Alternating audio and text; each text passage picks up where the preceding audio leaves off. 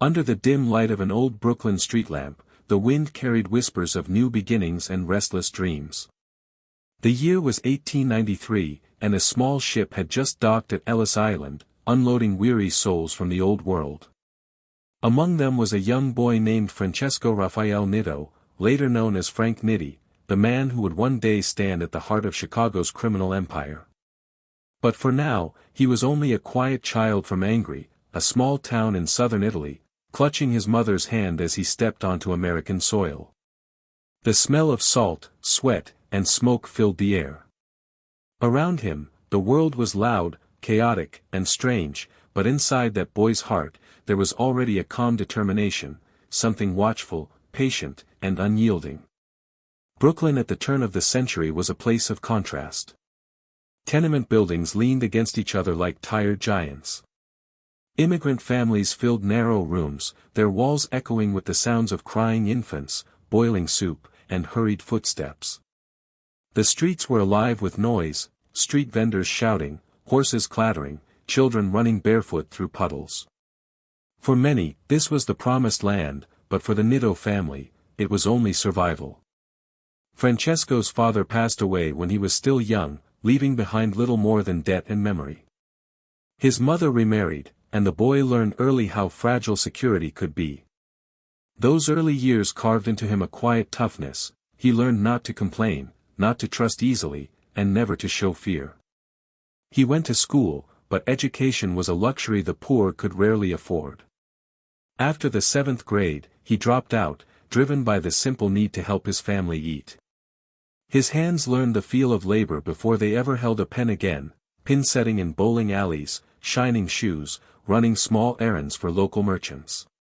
But there was something in the way he watched the men around him, the way the corner toughs commanded respect, how their words could silence a room, how money seemed to find them no matter how bleak the times. Francesco was quiet, but his eyes missed nothing. The world of honest work offered him exhaustion and poverty. The other world, the one that moved in whispers and coded glances, promised something different. As he grew into his teens, his face sharpened with resolve. People would later remember Nitti as a man of few words, someone who spoke softly but made decisions that echoed across entire cities. Even then, that temperament was visible. He didn't pick fights, but no one dared pick one with him. He carried himself with a stillness that could be mistaken for shyness, but it was calculation. The young immigrant was studying the city the way a hunter studies the woods, learning its patterns, its dangers, and its prey. The nights in Brooklyn were filled with possibility. Behind every corner, a deal was being made. Every tavern had a back room where the rules were different. It was here that Francesco began to understand what power really meant, not loud violence, but quiet control.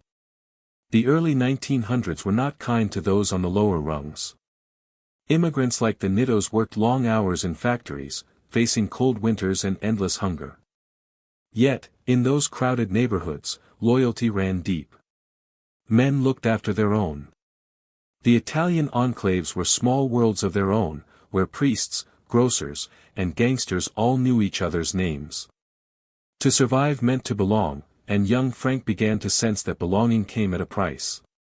He learned that sometimes a favor was more valuable than $1, and silence could be stronger than any weapon. It was a lesson that would follow him for the rest of his life. By his early 20s, the restless pull of opportunity began to call from another city, Chicago. Stories drifted eastward like smoke. The pay was better, the streets were alive with opportunity, and men who knew how to keep their heads down could rise fast. Brooklyn was a familiar struggle, but Chicago whispered of something greater. Nitti packed up what little he owned and headed west, unaware that the path he was choosing would lead him deep into the beating heart of organized crime. But before he left, he had already learned the most important survival skills: patience, silence, and the art of staying invisible until the right moment arrived. There was nothing glamorous about those years. The man who would later stand beside Al Capone once lived in cramped rooms, cut hair for pennies, and cleaned shop floors. But every snip of a blade, every quiet conversation with customers taught him more about people, how they spoke, what they hid, and what they feared. The barber's chair was his first confessional booth, a place where gossip and ambition flowed freely. Nitti listened. He always listened. The streets outside might roar, but inside, his mind stayed calm, like still water reflecting the chaos around it. He was learning to read the pulse of the city, and in that rhythm, he found his calling. Even in those humble beginnings, the seeds of the man he would become were already planted. Beneath the immigrant struggle, the long workdays, and the hunger for stability, there was something else taking root, a quiet authority. He never needed to shout or boast. Power, he understood, was something others gave you when they trusted your silence and feared your disappointment. That knowledge was worth more than gold. When he finally left Brooklyn behind, the boy from Angry was gone. What stepped onto the Chicago platform was a man whose eyes had already seen too much to ever turn back. The moon that night hung low over the city, pale and indifferent. Nitti walked the unfamiliar streets with slow, measured steps. Around him, men shouted, laughed, gambled, and hustled, chasing the same dream he had carried from Italy, a life of comfort, of control, of never being powerless again. What he didn't know then was that this city would give him all of it, and take it all back, too. But for now, there was only the quiet sound of footsteps in the dark, the hum of trains in the distance, and the promise of tomorrow. Somewhere deep inside, Frank Nitti understood, in this land of noise and ambition, he would build his empire not through rage or fire, but through patience and silence. The enforcer had not yet been born, but the shadow of him was already walking these streets. The move from Brooklyn to Chicago was less a journey of distance and more a crossing of fate. When Frank Nitti arrived in the Windy City around 1913, he carried little more than a suitcase, a few coins, and the silent resilience that had guided him through every hardship. Chicago, with its smoky skies and restless streets, was unlike anything he had known before. It was a city in motion, its skyline rising, its factories roaring, its neighborhoods pulsing with ambition and crime in equal measure. The cold wind off Lake Michigan bit through his coat, but Nitti hardly noticed. Beneath the gray clouds, he saw not discomfort but possibility. In this vast, unruly city, no one knew him, and that anonymity was his first advantage. At first, Nitti sought honest work. He cut hair in cramped barbershops filled with chatter and cigar smoke, where men came not only for a trim but to trade gossip, to whisper deals, and to exchange information they wouldn't trust to paper. It was in these chairs, under the rhythmic snip of scissors, that Nitti began to weave himself quietly into the fabric of Chicago's underworld. The conversations were always the same: someone knew someone moving illegal goods, someone else needed protection, another complained about the new Prohibition rumor spreading like wildfire. Frank listened more than he spoke. His skill with a razor wasn't what made him valuable, it was his patience, his memory, and the way he could make men feel at ease while learning everything he needed to know. The barber's chair became his first classroom in the art of control. He watched how people reacted when they thought no one was paying attention, the twitch of an eye, the hesitation in a voice, the way power could shift in a single sentence. Customers trusted him with secrets simply because he never seemed interested. But he was. Deeply. Behind his calm eyes, he was mapping the invisible connections that tied the city's working-class streets to the world of thieves, bootleggers, and fixers. Every whispered rumor was a thread, and Nitti was quietly weaving his web. As Prohibition loomed closer, Chicago began to change. Taverns grew quieter, but the alleys behind them busier. Crates of liquor still moved through the city, only now they came hidden in trucks marked with other goods. And in this gray space between legality and survival, men like Nitti began to rise. The police were stretched thin, and the city's politics were as corrupt as the gangs that prowled its neighborhoods. It was an environment where discretion was power, and Nitti had mastered that art. He didn't seek attention, he sought influence. His reputation was built not through violence, but reliability. When Frank said he could get something done, it was done. Quietly, efficiently, and without witnesses. The first connections came through small-time thieves and bootleggers who needed a man they could trust, someone who could move stolen jewelry, launder money, or handle shipments without drawing eyes. Nitti's calm, business-like approach made him different from the typical street toughs. He was polite, neat, and punctual, more like a banker than a gangster. But beneath that polished manner was a calculating intelligence. He understood early that crime was just another form of commerce, and those who treated it as such would outlast the ones who relied only on fear. By 1918, Nitti had built a quiet reputation in the Italian neighborhoods of Chicago's West Side.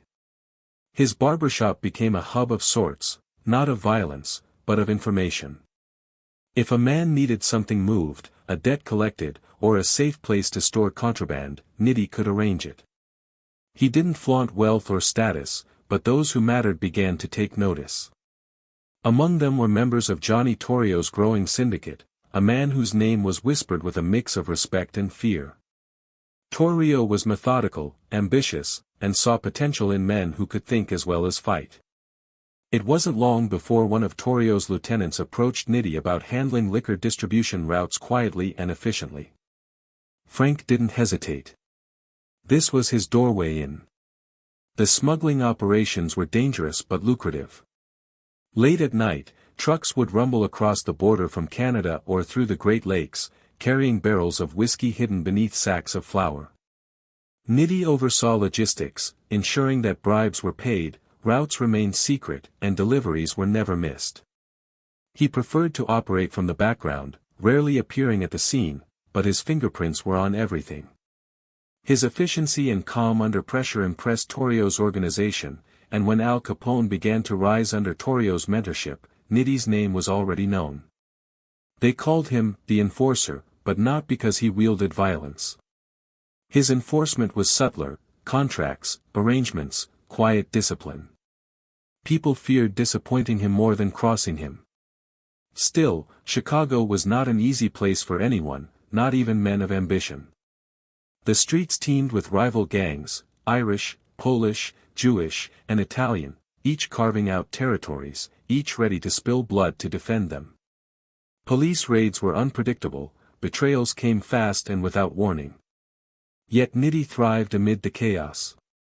He understood the balance between aggression and restraint. When others acted out of anger, he waited. When they shouted, he stayed silent. Over time, silence became his signature weapon.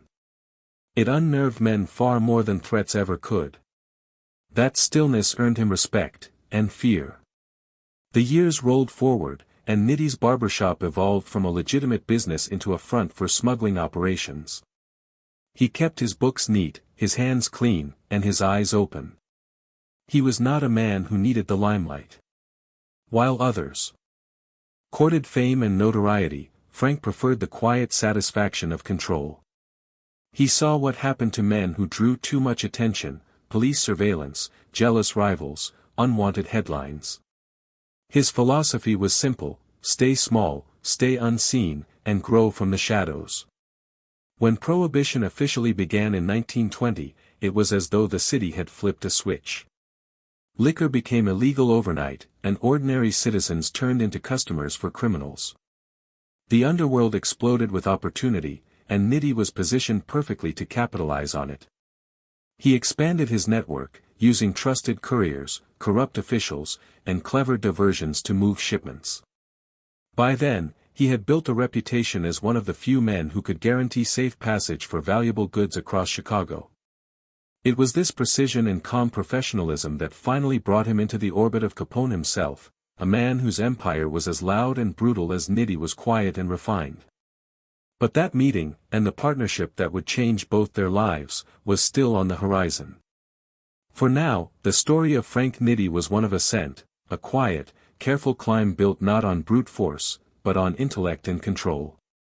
The barber from Brooklyn had become a trusted figure in Chicago's criminal underground, a man whose name carried weight behind closed doors. Outside, the streets buzzed with jazz music, police sirens, and the restless pulse of an America learning to live without alcohol. But in the calm between those sounds, Frank Nitti was at work, calculating, connecting, and waiting. The boy from Angry had found his purpose, and soon the world would learn his name. Prohibition arrived like a storm that no one could stop, washing over the United States with a strange mix of moral promise and hidden opportunity. In January of 1920, when the 18th Amendment made alcohol illegal, America suddenly split into two worlds, the public one that preached virtue, and the secret one that sold it by the bottle. For Frank Nitti, this was the moment he had been quietly preparing for without even knowing it. He was already connected, already trusted, already comfortable in the shadows. What the government saw as a crackdown on sin, he saw as a blueprint for wealth and control. Chicago became the center of that storm, and Frank Nitti stood at its calm, calculating eye. At first, the change seemed simple enough. Bars closed. Distilleries shut down. Families who made their living selling liquor went broke overnight. But on the dark edges of the city, the real transformation began. Speakeasies sprang up in basements, behind storefronts, and inside elegant hotels. The city's thirst didn't vanish, it multiplied. Everyone, from factory workers to politicians, wanted a drink, and that single desire became the lifeblood of the underworld economy. In that chaos, the quiet men, those who could organize, transport, and protect the flow of illegal liquor, became more powerful than any politician. And Frank Nitti was exactly that kind of man. He understood that violence drew headlines, but control drew profits.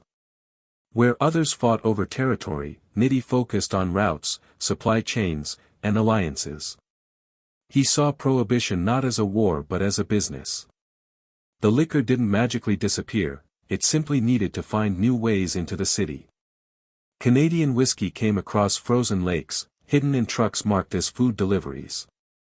Homemade gin bubbled in makeshift stills in tenement basements. Nitti's genius lay in his ability to coordinate this chaos, to make sure every shipment reached its destination, every driver was paid, every cop on the route received his envelope. It was a symphony of crime, and Nitti was its quiet conductor. His operations were built on precision. He mapped safe routes, learned which inspectors could be bribed, and made sure no one man knew too much. Secrecy was his strongest defense. He employed drivers who didn't ask questions, warehouse managers who never saw full shipments, and middlemen who dealt only in whispers.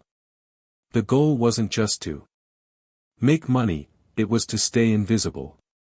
While rival gangs made headlines with shootouts and flashy spending, Nitti's name rarely appeared in the papers. Yet, in the dark corners of Chicago, everyone knew that nothing moved without his approval. As the 1920s unfolded, Prohibition fueled a golden age for the Chicago underworld.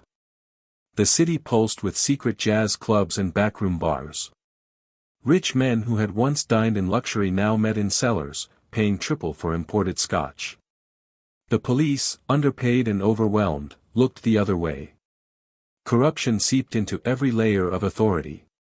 Even the mayor's office wasn't immune to the charm of easy money.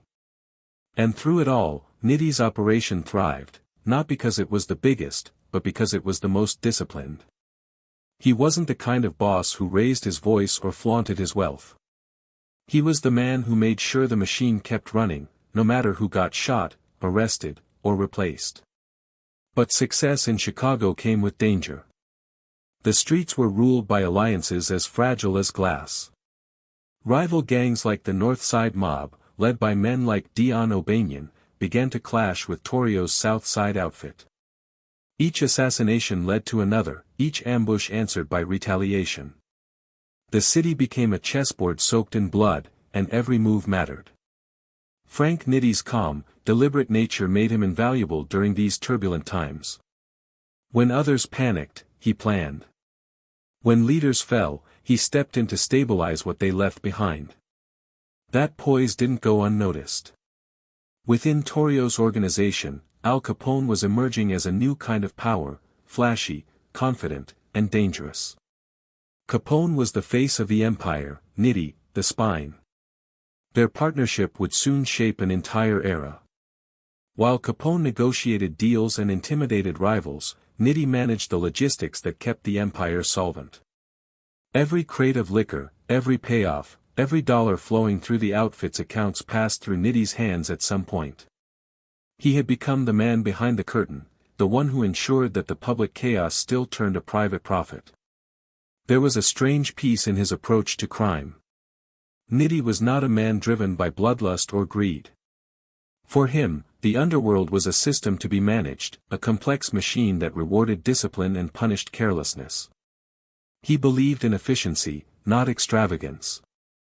In his world, chaos was simply another form of waste. Those who couldn't control their tempers didn't last long. He often said little, but when he did speak, his words carried weight. People trusted him not because they liked him, but because he delivered. In a city filled with loud men and louder guns, silence was the most powerful weapon of all. Prohibition changed Chicago's rhythm. By night, music flowed from underground clubs, the scent of illegal whiskey mixing with perfume and cigarette smoke. Men and women danced as though they were defying the law with every step. By day, crates of liquor were unloaded behind warehouses, money passed in envelopes, and men like Nitti made fortunes in shadows. The public saw Capone's suits, his headlines, his swagger, but few knew that the man keeping the empire's books balanced and its route secret was a quiet Italian with the precision of an accountant and the patience of a chess master. Still, the calm couldn't last forever. The violence between gangs was escalating, and Chicago was reaching a breaking point. Torrio, tired of bloodshed, would soon step aside after a near-fatal attempt on his life, leaving Capone in full control. And standing right beside him, ready to handle the empire's growing business arm, would be Frank Nitti. The boy who once shined shoes in Brooklyn was now managing one of the most profitable illegal enterprises in American history. He had found his place in the hierarchy, not through intimidation, but through intellect. But even as his influence grew, so did the risks. The law was beginning to tighten its grip. Federal agents were learning the routes, following the money, tracing the bribes. The very order that Nitti prized so carefully was under constant threat from chaos outside his control. He could manage men, trucks, and ledgers, but he couldn't manage fate. And somewhere deep inside, perhaps he already sensed it, that every empire, no matter how well built, carries within it the seeds of its own downfall. For now, though, the night belonged to him. The city's underbelly moved to his quiet rhythm. Barrels rolled, glasses clinked, and fortunes changed hands while the world above slept. In the dim glow of a Chicago warehouse, Frank Nitti would stand with his hands in his pockets, watching the night's shipment arrive. He wouldn't smile or boast. He'd simply nod, give a few soft-spoken instructions, and disappear back into the shadows. In a world built on noise, he had mastered the power of silence. And in that silence, the empire of the enforcer was born. By the mid-1920s, Chicago was no longer just a city, it was a battlefield disguised as a metropolis. Blood ran beneath the glamour of Prohibition wealth, staining alleys and street corners that once echoed with laughter. The Roaring Twenties had become a symphony of gunfire and jazz, of silk suits and funerals. Every man in the underworld was either hunting or being hunted. Al Capone had risen to dominate the city's organized crime, but his empire was built on unstable alliances and unchecked brutality. Amid the chaos, Frank Nitti emerged as the calm within the storm, a man who never shouted, never panicked, yet whose quiet authority carried more weight than a Tommy gun in a street war. After Johnny Torrio's near-fatal ambush by the North Side Gang, the aging boss decided to step away from Chicago, leaving his criminal network in the capable hands of his protégé, Al Capone. Torrio's exit marked the beginning of a new era, one that was louder, bloodier, and far more dangerous. Capone was a visionary in his own right, but where Torrio had sought balance, Capone sought dominance. He was determined to eliminate every rival and rule Chicago's bootlegging empire without challenge. To achieve that, he needed someone who could transform the chaos of his ambition into something resembling order. That man was Frank Nitti. Nitti's role under Capone was not glamorous, but it was indispensable. While Capone courted politicians, managed media attention, and silenced rivals, Nitti built the infrastructure that kept the machine running. He managed distribution networks, oversaw warehouses, and maintained the delicate flow of bribes that kept police and city officials looking the other way. Every shipment of liquor, every clandestine payment, every underground transaction passed through channels that Nitti had designed. He was, in many ways, the financial architect of Capone's empire, the one who made sure that the business side of organized crime operated like a legitimate corporation, even when blood stained its balance sheets. What set Nitti apart was his ability to think strategically. He understood that brute force might win battles, but structure won empires. Under his direction, the outfit began to resemble a corporate entity more than a street gang. Roles were defined, territories were divided efficiently, and money flowed upward in a carefully calculated system. It was a hierarchy built not just on fear, but on reliability. Nitti ensured that each man knew his job and his reward. He didn't believe in unnecessary violence, he believed in results. If a problem could be solved with negotiation or money, he preferred that to bullets. Violence, to him, was waste, a sign that someone had failed to plan properly. But despite his measured methods, violence still surrounded him. Capone's war against the North Side Gang was raging, and Chicago's streets became killing fields. Dion O'Banion, Himmy Weiss, Bugs Moran, these were men who wouldn't bow easily. Drive-by shootings, ambushes, and bombings became part of daily life. Nitti did not participate directly in these killings, but he was often the one managing the aftermath, relocating assets, repairing supply lines, keeping police payoffs consistent even as investigations intensified. When Capone's men opened fire, Nitti made sure the business stayed intact. He was the man who cleaned up after chaos and made sure it still turned a profit. To the outside world, Capone was the empire's face, a larger-than-life figure who commanded fear and fascination in equal measure. He entertained celebrities, bribed officials, and posed for photographs like a modern-day king. But behind that charisma, Nitti handled the empire's foundation. He was the accountant, the fixer, the logistical genius who made sure that the empire's golden facade didn't crumble. Where Capone thrived in attention, Nitti thrived in invisibility. He preferred dimly lit offices to nightclubs, quiet negotiations to public displays of power. To him, survival depended not on who shouted the loudest, but who remained unseen the longest. By 1927, the outfit was earning millions each year. Bootlegging, gambling, and extortion filled their coffers. The profits were so immense that legitimate banks quietly handled their money, laundering it through real estate investments and shell companies. And in every transaction, Nitti's fingerprints could be found, never obvious, but always present. He had developed an instinct for when to move cash, when to hide it, and when to spend it to protect the organization's interests. His financial acumen became legendary within the outfit. Men joked that if Nitti touched $1, it would multiply by morning. Yet, working so close to Capone had its challenges. The boss's temper was unpredictable, and his paranoia grew as his fame did. He trusted Nitti more than most, but even that trust came with limits.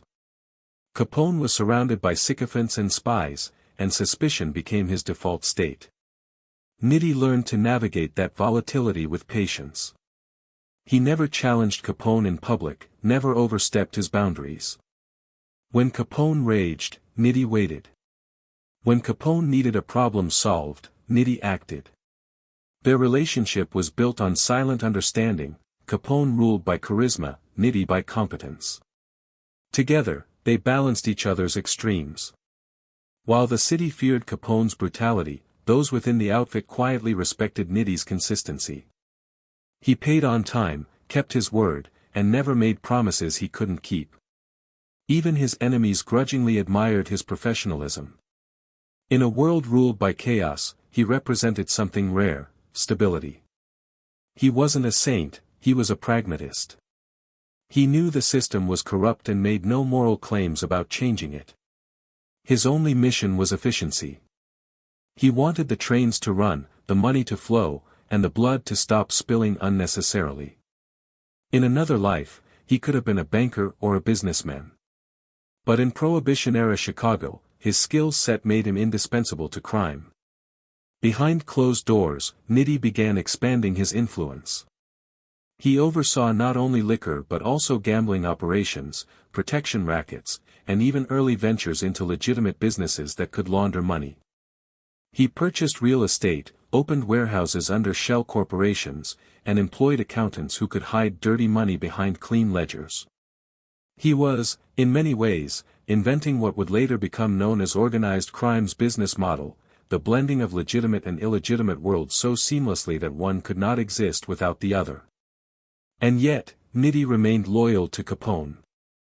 He never sought the spotlight or plotted betrayal. His ambition was practical, not personal. He knew that survival depended on unity, and as long as Capone stood, the outfit would remain profitable. But deep down, he also understood that Capone's growing fame was a double-edged sword. The more the public adored, or feared, Capone, the more the federal government wanted to destroy him. And when that time came, it would be Nitti, not Capone, who would have to keep the empire alive. For now, though, the empire thrived. Chicago glowed with forbidden energy. The jazz played louder, the liquor flowed faster, and the police grew richer from bribes. In dimly lit offices, Nitti would review ledgers filled with coded entries, tracking shipments and payments with mathematical precision. Outside, men died over turf and pride.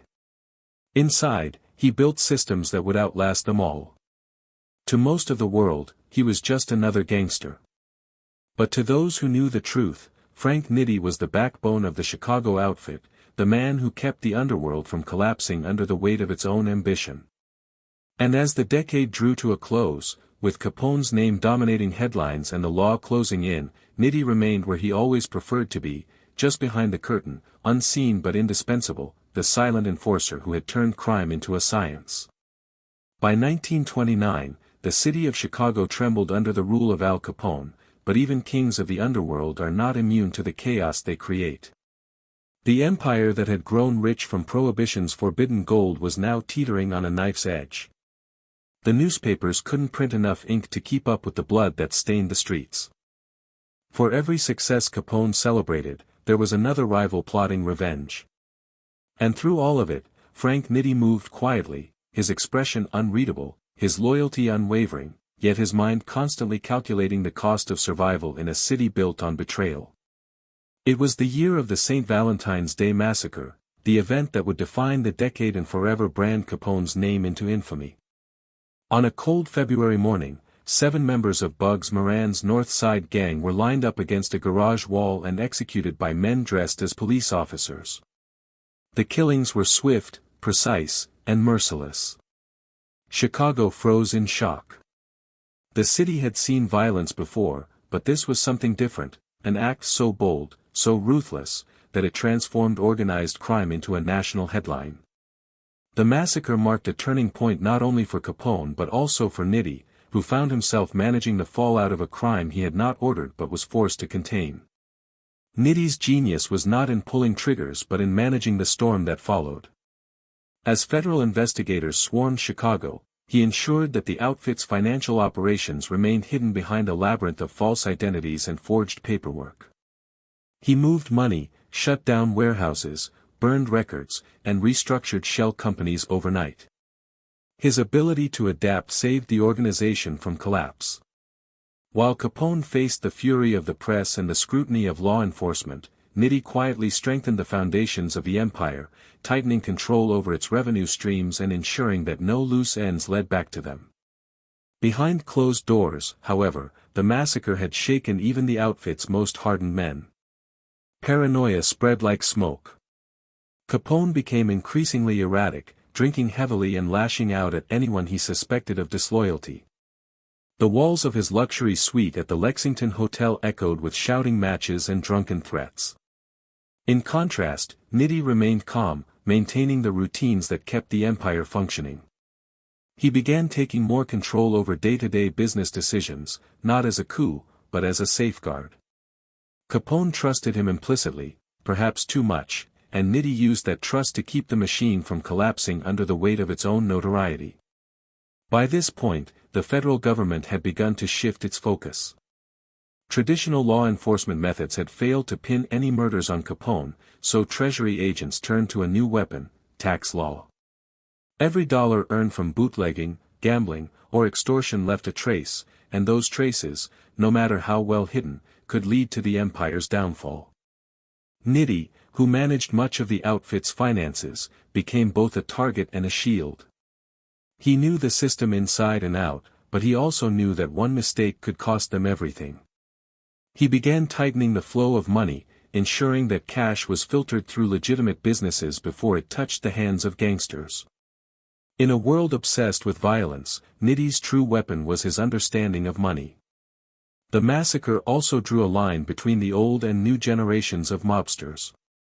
Many of the older gang leaders had sought to maintain a balance, violence as a tool, not a language. But for Capone's era, violence had become identity. And as bodies piled up, alliances shattered.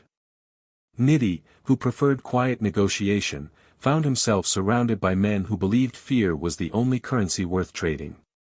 He adapted, but not without reflection. Each act of brutality made the outfit stronger in the short term but more vulnerable in the long run.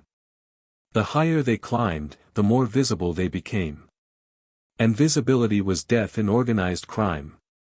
In the aftermath of the massacre, Capone was forced to retreat from the spotlight temporarily. He fled to Florida, seeking peace and distance from the chaos he had created. In his absence, Nitti became the de facto leader of the Chicago outfit's day-to-day operations. It was a delicate balance. He had to maintain authority without overstepping the boundaries of loyalty. He oversaw shipments, managed payroll, kept the police bribed, and handled negotiations with out-of-state suppliers. Under his management, the outfit ran smoother than ever. The men respected him not because he was feared, but because he was fair. He was the rare kind of gangster who believed that order, not terror, sustained power. But even as Nitti held the organization together, cracks began to show. Federal investigators were growing bolder, tracing the money that flowed through his network. They began questioning accountants, raiding warehouses, and pressuring low-level operatives to talk. The illusion of invincibility that had shielded Capone's empire was fading. For the first time, Nitti felt the weight of the law pressing down not just on his boss, but on himself. He started using coded ledgers, moving money through churches and charities, anything that would disguise the source. Yet, he knew it was only a matter of time before someone made a mistake. In the criminal world, every success plants the seed of its own destruction. As 1930 dawned, the streets of Chicago were quieter but colder. The city that had once danced to the rhythm of jazz now whispered rumors of betrayal and retribution. Capone's name was a curse in police stations and a legend in speakeasies. And while the newspapers obsessed over his lifestyle, Nitti worked in the shadows, maintaining the illusion of control. He was the man behind the curtain, the one who made sure the light stayed on while everyone else basked in the glow. Yet, even Nitti could sense that something was changing. The government's patience was running out. The Bureau of Prohibition had failed to contain the violence, and President Hoover himself had ordered the Treasury Department to make Capone a priority. The days of easy money and silent corruption were ending. The empire that once seemed untouchable was about to be tested in ways neither Capone nor Nitti had ever imagined. And still, Frank Nitti remained composed. He understood that empires don't fall all at once, they crumble slowly, from the inside out. He began preparing contingency plans, setting aside emergency funds, and grooming trusted lieutenants who could keep operations running if Capone fell. He knew that power was fragile, that survival depended on foresight. And in those quiet, smoke-filled rooms, as federal agents closed in, Nitti began to imagine what a Chicago without Capone might look like. It was a thought he never voiced, but one that would soon become reality. For now, though, the machine still hummed. The liquor still flowed. The money still moved.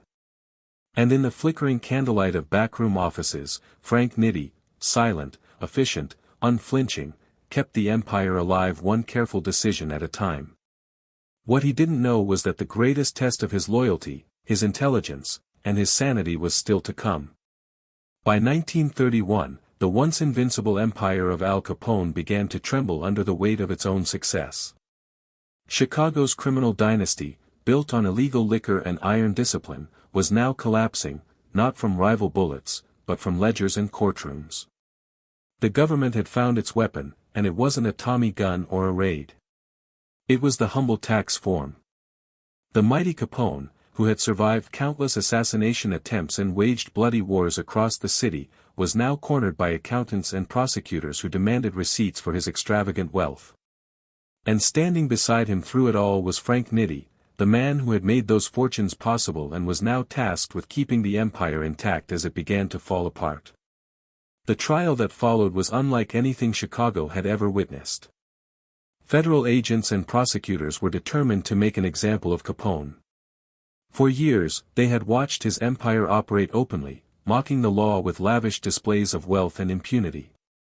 Now, they had the evidence they needed, records of unpaid taxes, witnesses ready to testify, and coded financial ledgers that pointed directly to Capone's income. Nitti knew the system better than anyone. He had built the very channels that concealed their money. But no matter how carefully he had hidden the trails, the government had finally learned to follow the scent. Inside the outfit, tension ran thick.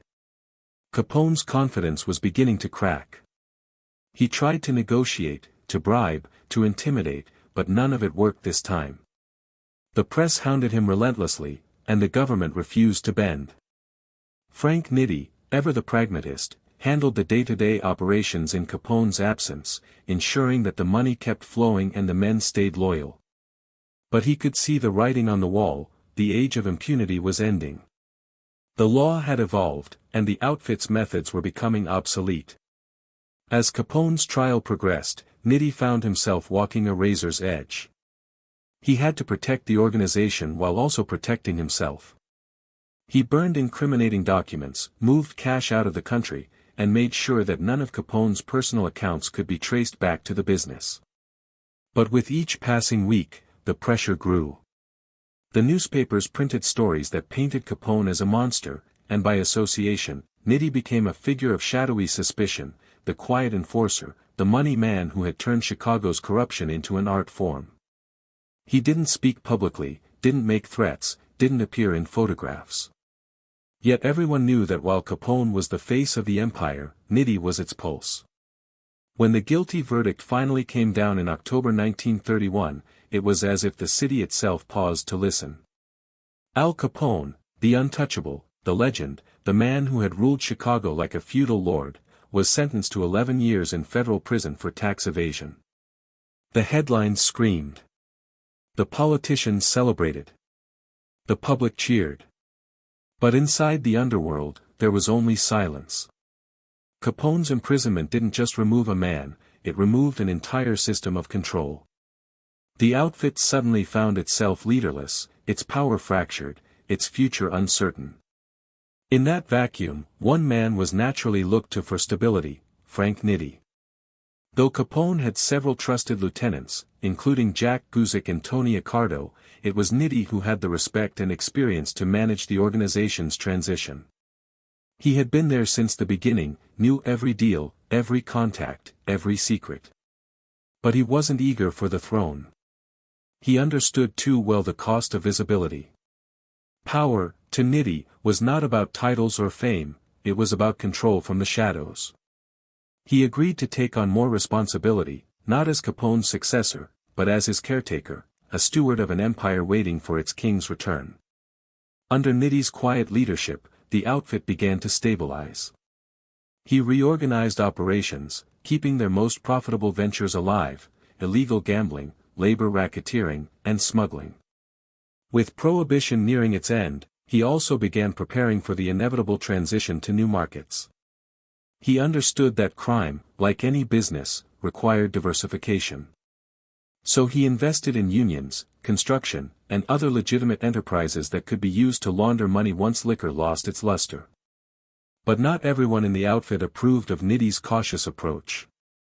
Some of the younger, more aggressive gangsters viewed him as too passive, too hesitant to strike back at the government. They wanted revenge for Capone's downfall, Nitti wanted survival. It was a philosophical divide that mirrored the evolution of organized crime itself, between those who lived by the gun and those who thrived by strategy. Nitti believed the future belonged to men who could blend into society, who could wear suits and shake hands instead of firing bullets. Yet, he knew that ideals alone could not protect him. He still had to appear strong enough to deter betrayal, calm enough to inspire trust, and ruthless enough to remind his men that weakness was fatal. As Capone settled into life behind bars, his mind beginning to deteriorate from the effects of untreated syphilis, he continued to send instructions through intermediaries. He still trusted Nitti completely, and Nitti still honored that trust. Every major decision went through him, every profit report reached his hands first. In private, however, Nitti began to accept a truth that others refused to see: Capone would never truly return. His mind and health were fading, and the government would never allow him to regain power. Chicago's underworld needed a new face, one that could survive in a changing world. Meanwhile, the law had not forgotten Nitti.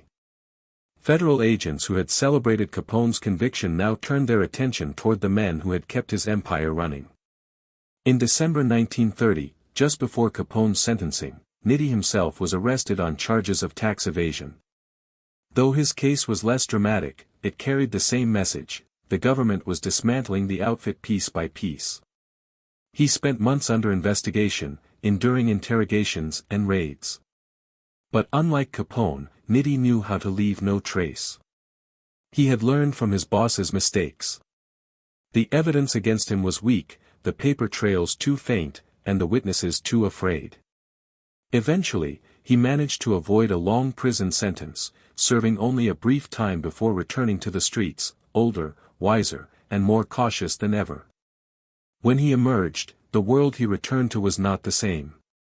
Prohibition was coming to an end, and with it, the lucrative liquor trade that had built their empire. The outfit needed to evolve or die. Nitti's leadership now faced its true test: could he transform a bootlegging operation into a modern criminal organization? His answer would define not only his legacy but the future of organized crime in America. In the quiet aftermath of Capone's fall, Frank Nitti stood at a crossroads. The city that once feared Capone now barely whispered his name. Politicians who had once accepted bribes now made public vows to fight corruption. The golden age of gangsters was ending, replaced by a colder, more bureaucratic form of control. Yet, Nitti remained where he always thrived, in the background, calculating, planning, adapting. He understood that survival was not about power, it was about timing. And as he looked out over a city that no longer danced to Capone's tune, Nitti began to compose a quieter, more dangerous melody of his own. The empire had fallen into his hands, not by ambition, but by inevitability. And though history would remember Capone as the face of the Chicago outfit, those who truly knew the streets understood that Frank Nitti was the mind that kept it alive. The early 1930s brought with them an eerie quiet to Chicago, a strange calm that seemed to hum beneath the city's surface, like the deep breath before another storm. Prohibition was gasping its final breaths, and the once thriving black market for liquor was beginning to dry up. Speakeasies still operated, but their owners whispered of change. The bootleg kings who once ruled the streets with guns and trucks full of Canadian whiskey were now wondering what came next. And among them, sitting quietly in his office with the blinds drawn low and cigarette smoke curling toward the ceiling, was Frank Nitti. He wasn't just wondering what came next, he was already planning it. For Nitti, the fall of Capone wasn't an end. It was an evolution. The world had changed, and survival depended on adapting faster than the law could learn your name. He saw that prohibition, once their golden goose, was now a dying market. The government was preparing to legalize alcohol, and with it, one of the most profitable criminal enterprises in American history was about to vanish. The men who had grown rich from bootlegging faced extinction. But where others saw loss, Nitti saw opportunity. He began shifting the outfit's focus away from liquor and into new territories, gambling, labor unions, and the infiltration of legitimate businesses. These weren't impulsive moves. Nitti studied the currents of society like a patient chess player. Gambling had always been part of Chicago's underground, but now he saw it as a cornerstone for the outfit's future. Horse racing, betting parlors, and illegal casinos, these were enterprises that could thrive without drawing the same heat as bootlegging. More importantly, they provided a steady stream of cash that could easily be laundered through legal fronts. Labor racketeering was Nitti's second great innovation. The Great Depression had left thousands unemployed and desperate, and unions were gaining enormous power. To most men, unions represented hope. To Nitti, they represented leverage. Through intimidation, bribes, and control of key union leaders, he could manipulate industries from the inside: construction, trucking, entertainment, even sanitation. It was a subtler form of control than the violent street wars of the past, but in many ways, it was far more powerful. If he controlled labor, he controlled the economy. Under Nitti's steady direction, the outfit began to resemble a corporation more than a gang. Meetings were scheduled. Payrolls were documented, albeit in code. Business fronts were established across Chicago: cleaning companies, supply firms, restaurants, and theaters, all serving as respectable covers for the flow of illicit money. Nitti had taken Capone's chaotic empire and transformed it into a sophisticated, multi-layered organization that could operate even under the government's watchful eye. And yet, as his influence grew, so did the scrutiny. The FBI and local law enforcement, still smarting from years of humiliation under Capone's reign, began focusing their attention on the man they called the enforcer. Despite his calm demeanor and preference for diplomacy, Nitti's reputation had taken on a darker mythos. To the public, he was a shadowy figure, silent but omnipresent, the man who had inherited Capone's throne and ruled with cold precision. Newspapers began calling him the boss of Chicago, though Nitti himself loathed the title. He wasn't a king, he was a caretaker. Power didn't excite him, control did. Behind the scenes, Nitti faced new threats. The end of Prohibition had created chaos in the underworld. With the liquor trade vanishing, rival gangs and emerging criminal outfits scrambled to find their next source of income. Turf wars erupted once more, not over bootleg routes, but over gambling territories and union contracts. Nitti worked tirelessly to avoid unnecessary bloodshed. He preferred deals to deaths. But the underworld was filled with men who equated peace with weakness, and restraint often invited challenge. In 1933, the inevitable happened: violence returned to Chicago's streets. A new generation of gangsters, hungry and reckless, began testing Nitti's patience. Shootings flared up across the city, and whispers circulated that Nitti had grown too soft. He responded not with rage, but with strategy. One by one, he invited the ambitious young leaders to quiet meetings, offering them partnership instead of opposition. Those who accepted prospered, those who didn't simply vanished. Nitti didn't need to raise his voice or draw a weapon; his calm presence and reputation for quiet efficiency did the work for him. But the greatest challenge to Nitti's authority wasn't the young hotheads of Chicago, it was the federal government. Even after Capone's imprisonment, Washington was determined to dismantle the outfit completely. The newly formed Bureau of Investigation, under J. Edgar Hoover, began expanding its reach, infiltrating unions and tracking the outfit's finances. Nitti, ever the tactician, responded by making the outfit harder to trace. He compartmentalized operations, ensuring that no one, not even his top men, knew the full structure. The organization was now a web of semi-independent cells, each loyal to the outfit but isolated enough to protect the whole if one part was compromised. During these years, Nitti developed a reputation among his men that bordered on reverence. He was not flashy or intimidating in the traditional sense, but his composure inspired loyalty. He treated his subordinates with respect, paying them fairly and expecting competence in return.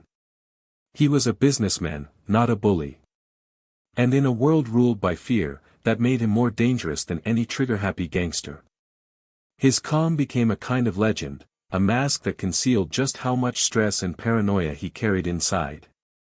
Despite his outward control, the constant pressure began to weigh on him. The law was closing in from one side, rivals from the other, and inside his own organization, greed and ambition brewed quietly. Nitti's health began to decline. Years of sleepless nights, chain-smoking, and relentless tension took their toll. He developed ulcers, headaches, and bouts of exhaustion. Still, he worked. Still, he planned. His mind, sharp as ever, refused to rest. By 1934, the outfit had fully reinvented itself. The liquor trucks were gone, replaced by casino tables and union contracts. The roaring chaos of the Capone years had faded into something colder, more calculated. And at the center of it all, Frank Nitti sat like a conductor, orchestrating crime from a distance, ensuring that every note, every bribe, every shipment, every deal, played in perfect harmony. But even as the organization thrived, a shadow began to stretch across Nitti's horizon. The new government agency known as the Intelligence Unit of the IRS had begun investigating not just the remnants of Capone's operations but the new financial empires rising in their place. Rumors spread that federal agents were preparing another round of indictments, this time targeting union corruption and racketeering. For the first time in years, Nitti could feel the cold breath of danger closing in again. He had survived wars, betrayals, and Capone's downfall, but the next battle would be different. It wouldn't be fought with guns or territory, it would be fought with paper trails, subpoenas, and testimony. And as he sat alone in his dim office late one night, smoke curling through the darkness, he realized something profound: the old way of crime was dying, and even he might not be able to escape the consequences of the new one. For now, though, he kept moving forward. That was his nature, methodical, resilient, unflinching. Frank Nitti didn't fear the end, he planned for it. And as Chicago slept beneath a thin veil of peace, the man they called the Enforcer continued to tighten his quiet grip on a city that no longer belonged to kings, but to ghosts. By the late 1930s, the world around Frank Nitti had changed again, and not in ways he could control. The economy was slowly recovering from the Great Depression, and the public's appetite for entertainment was returning in force. Hollywood had become the new heartbeat of America, an empire of light, illusion, and influence. And where there was money, control, and glamour, the Chicago outfit inevitably found a way in. For Nitti, Los Angeles wasn't just a new market, it was a goldmine disguised as an art form. What began as quiet investments in movie theaters soon evolved into a far more ambitious operation. Nitti and his top lieutenants recognized that Hollywood's film studios depended heavily on unions, carpenters, drivers, projectionists, extras, and camera crews, all of whom could be influenced. By gaining control over these unions, the outfit could extort the studios through labor peace, charging producers hefty sums to avoid strikes or production shutdowns. It was a delicate, sophisticated form of blackmail, one that required intelligence more than violence. Nitti dispatched trusted men like Paul, the waiter, Ricca and Johnny Rosselli to Los Angeles to oversee this expansion. Rosselli, suave and charming, blended seamlessly into Hollywood's elite circles, dining with actors, producers, and directors while quietly tightening the outfit's grip behind the scenes.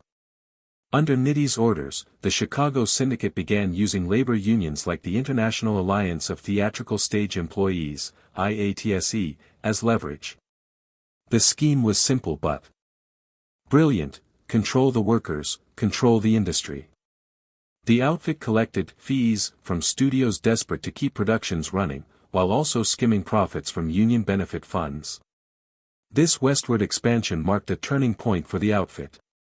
For the first time, their empire stretched far beyond Chicago's streets. Money from gambling dens and labor rackets in the Midwest now flowed into the glittering world of film, mixing clean profits with dirty cash. Nitti's vision of a diversified criminal enterprise was becoming reality.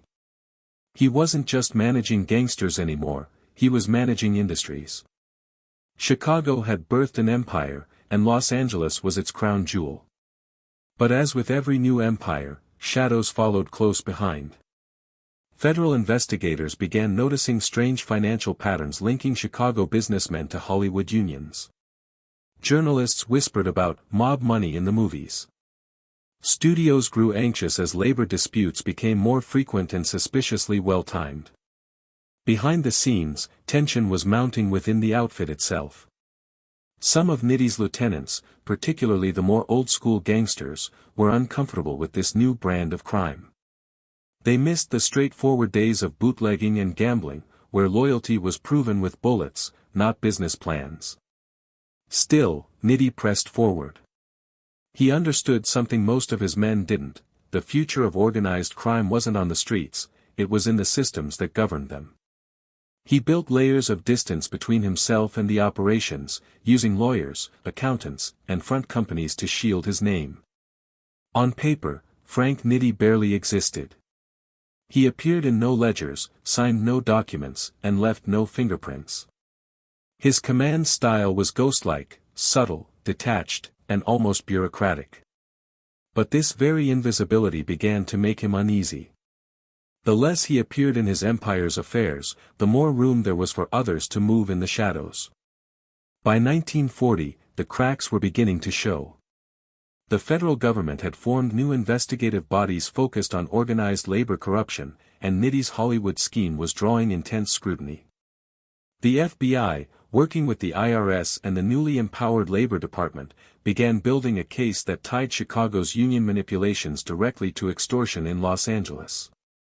Suddenly, the same tactics that had made Nitti powerful were turning into evidence against him. The indictments came like thunder. In 1943, federal prosecutors announced a sweeping case against multiple members of the Chicago outfit, accusing them of conspiracy, racketeering, and extortion tied to Hollywood labor unions. Among those named in the indictment was Frank Nitti himself. For the first time since Capone's fall, Nitti was in the crosshairs of the federal government again. But this time, the stakes were even higher. Capone had gone down for tax evasion, a technicality. Nitti was facing federal conspiracy charges that could easily land him in prison for the rest of his life. Inside the outfit, fear and anger erupted. Some of Nitti's top men, like Ricca and Rosselli, argued that he should take the fall. After all, as boss, it was his responsibility to protect the organization by absorbing the heat. But Nitti's health had deteriorated badly in recent years. Years of ulcers and chronic pain had left him dependent on medication, and his mental state was crumbling under the pressure. He had been living with constant anxiety, insomnia, and deep paranoia. The once calm enforcer who had built an empire out of precision and control was now trapped in a web of his own making. He felt betrayed, by fate, by his allies, by the very system he had designed to keep himself safe.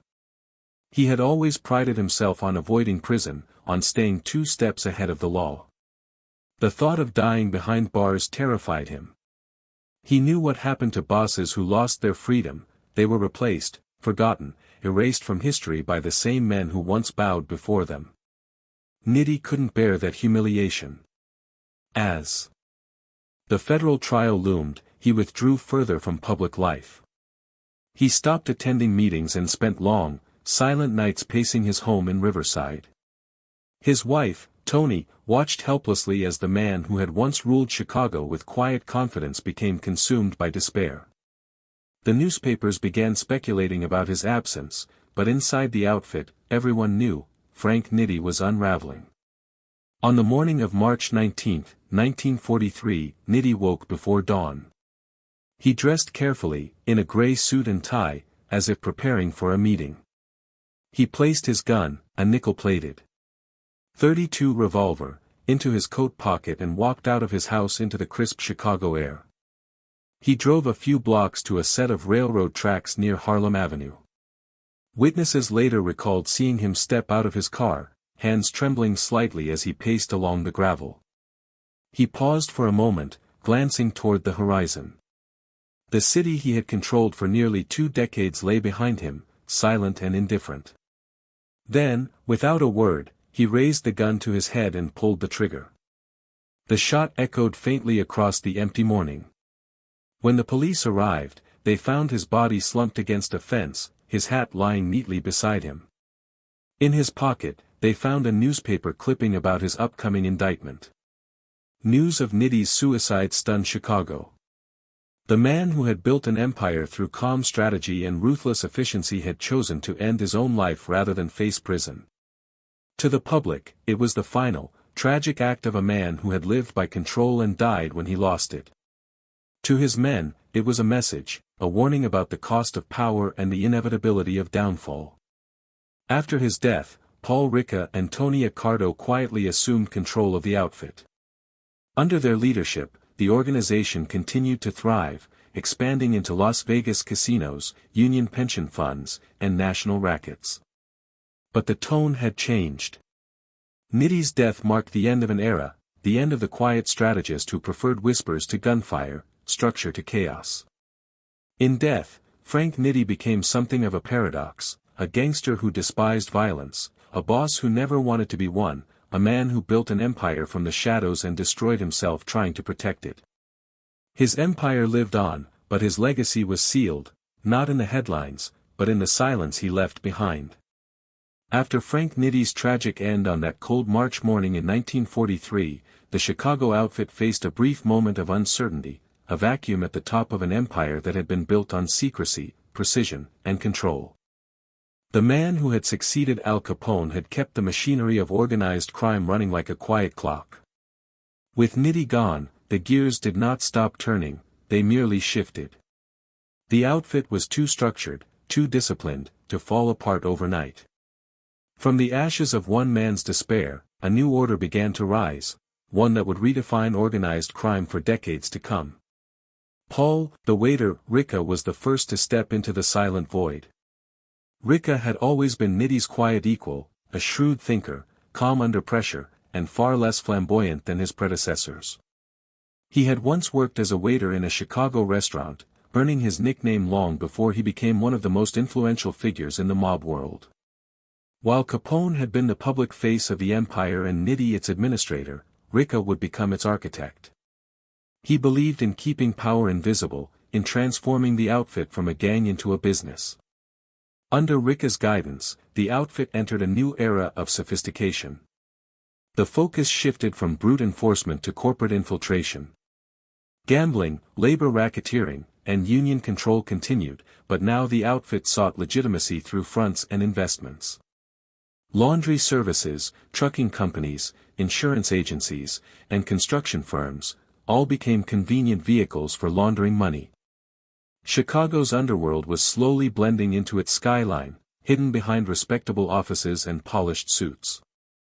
Ricca's closest ally, Tony Accardo, known to everyone as Joe Batters, was the muscle and the mind working in tandem with Ricca's quiet diplomacy.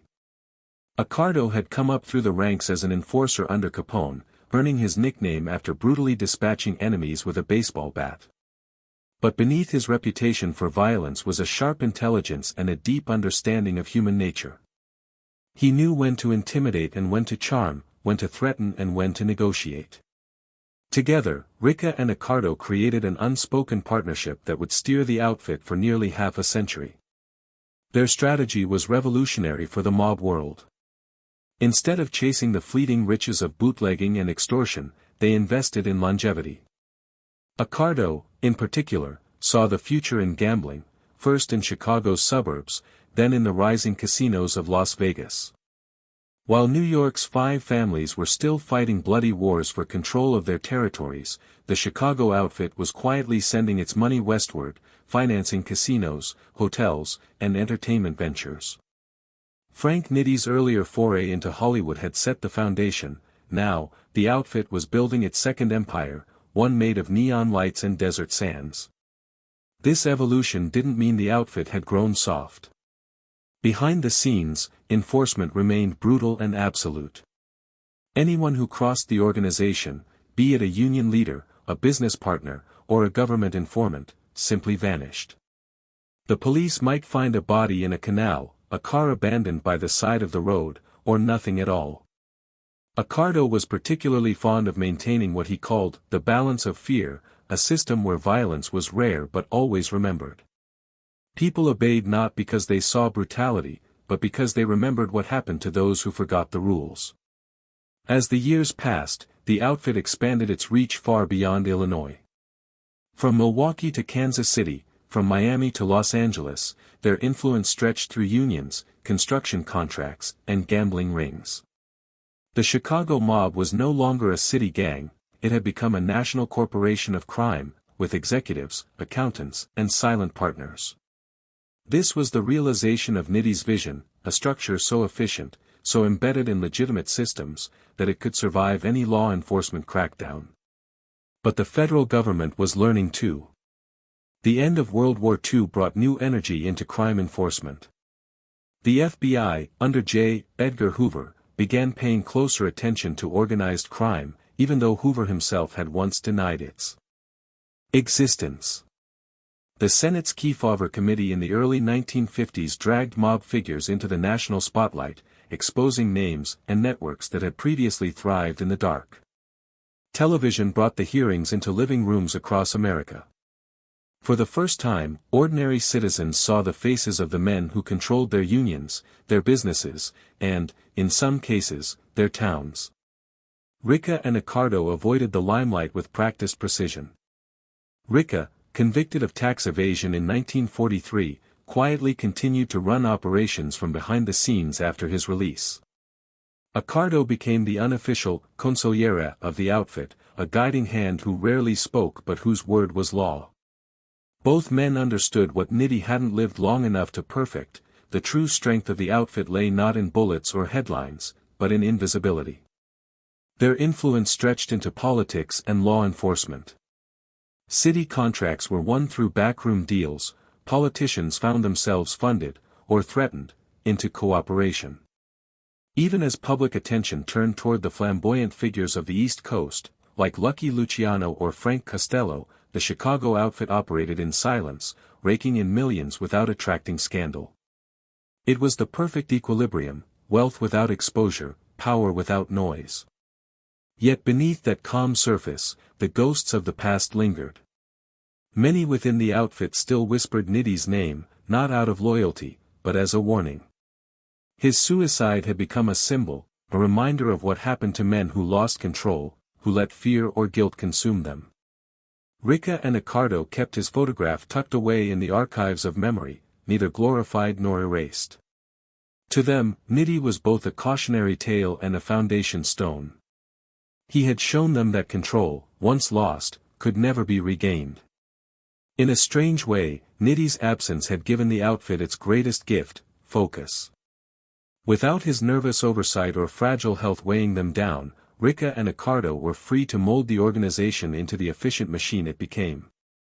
But even they knew the danger of power left unchecked. Accardo, in particular, was wary of attracting the same fate that had claimed Capone and Nitti. He avoided ostentation, lived modestly despite his wealth, and preferred to let younger men take the public blame for the outfit's crimes. By the late 1950s, the outfit had grown beyond even Nitti's wildest imagination. Millions flowed in from Las Vegas casinos, Havana clubs, and Midwest gambling operations. Unions remained under tight control, and businesses across the country paid quiet tribute to Chicago. The legacy of Nitti's administrative genius, the system of indirect command, layered secrecy, and diversified investments, had become the cornerstone of modern organized crime. And yet, as history would later show, every empire built on secrecy eventually cracks under the weight of its own silence. The FBI's surveillance technology was improving, informants were growing bolder, and public patience was wearing thin. The balance of fear that had once kept the streets quiet was beginning to tilt. But in those first decades after Nitti's death, it still seemed as though the outfit would last forever, a quiet, unshakable kingdom built in the shadows of Chicago's skyline. For now, Nitti's ghost rested quietly within its foundations. His story had ended at the edge of a railroad track, but his influence lived on in every whispered deal, every hidden transaction, every man who chose silence over confession. He had built a world where crime no longer looked like crime, where power wore a tie instead of a gun. And as Ricca and Ricardo looked out over their empire, they knew the truth that Nitti had learned too late: control was both the crown and the curse of the Chicago outfit. The 1950s brought a strange kind of calm to the Chicago outfit, an era that historians would later describe as the syndicate's golden age. The violence of Prohibition was a memory now, replaced by structure, money, and a new kind of power that didn't need gunfire to command fear. Frank Nitti's empire, now under Paul Ricca and Tony Ricardo, had matured into something more than an underworld. It was an institution, orderly, calculated, and deeply woven into the fabric of American life. Yet behind this calm exterior, small ripples of change were forming, ripples that would soon turn into waves.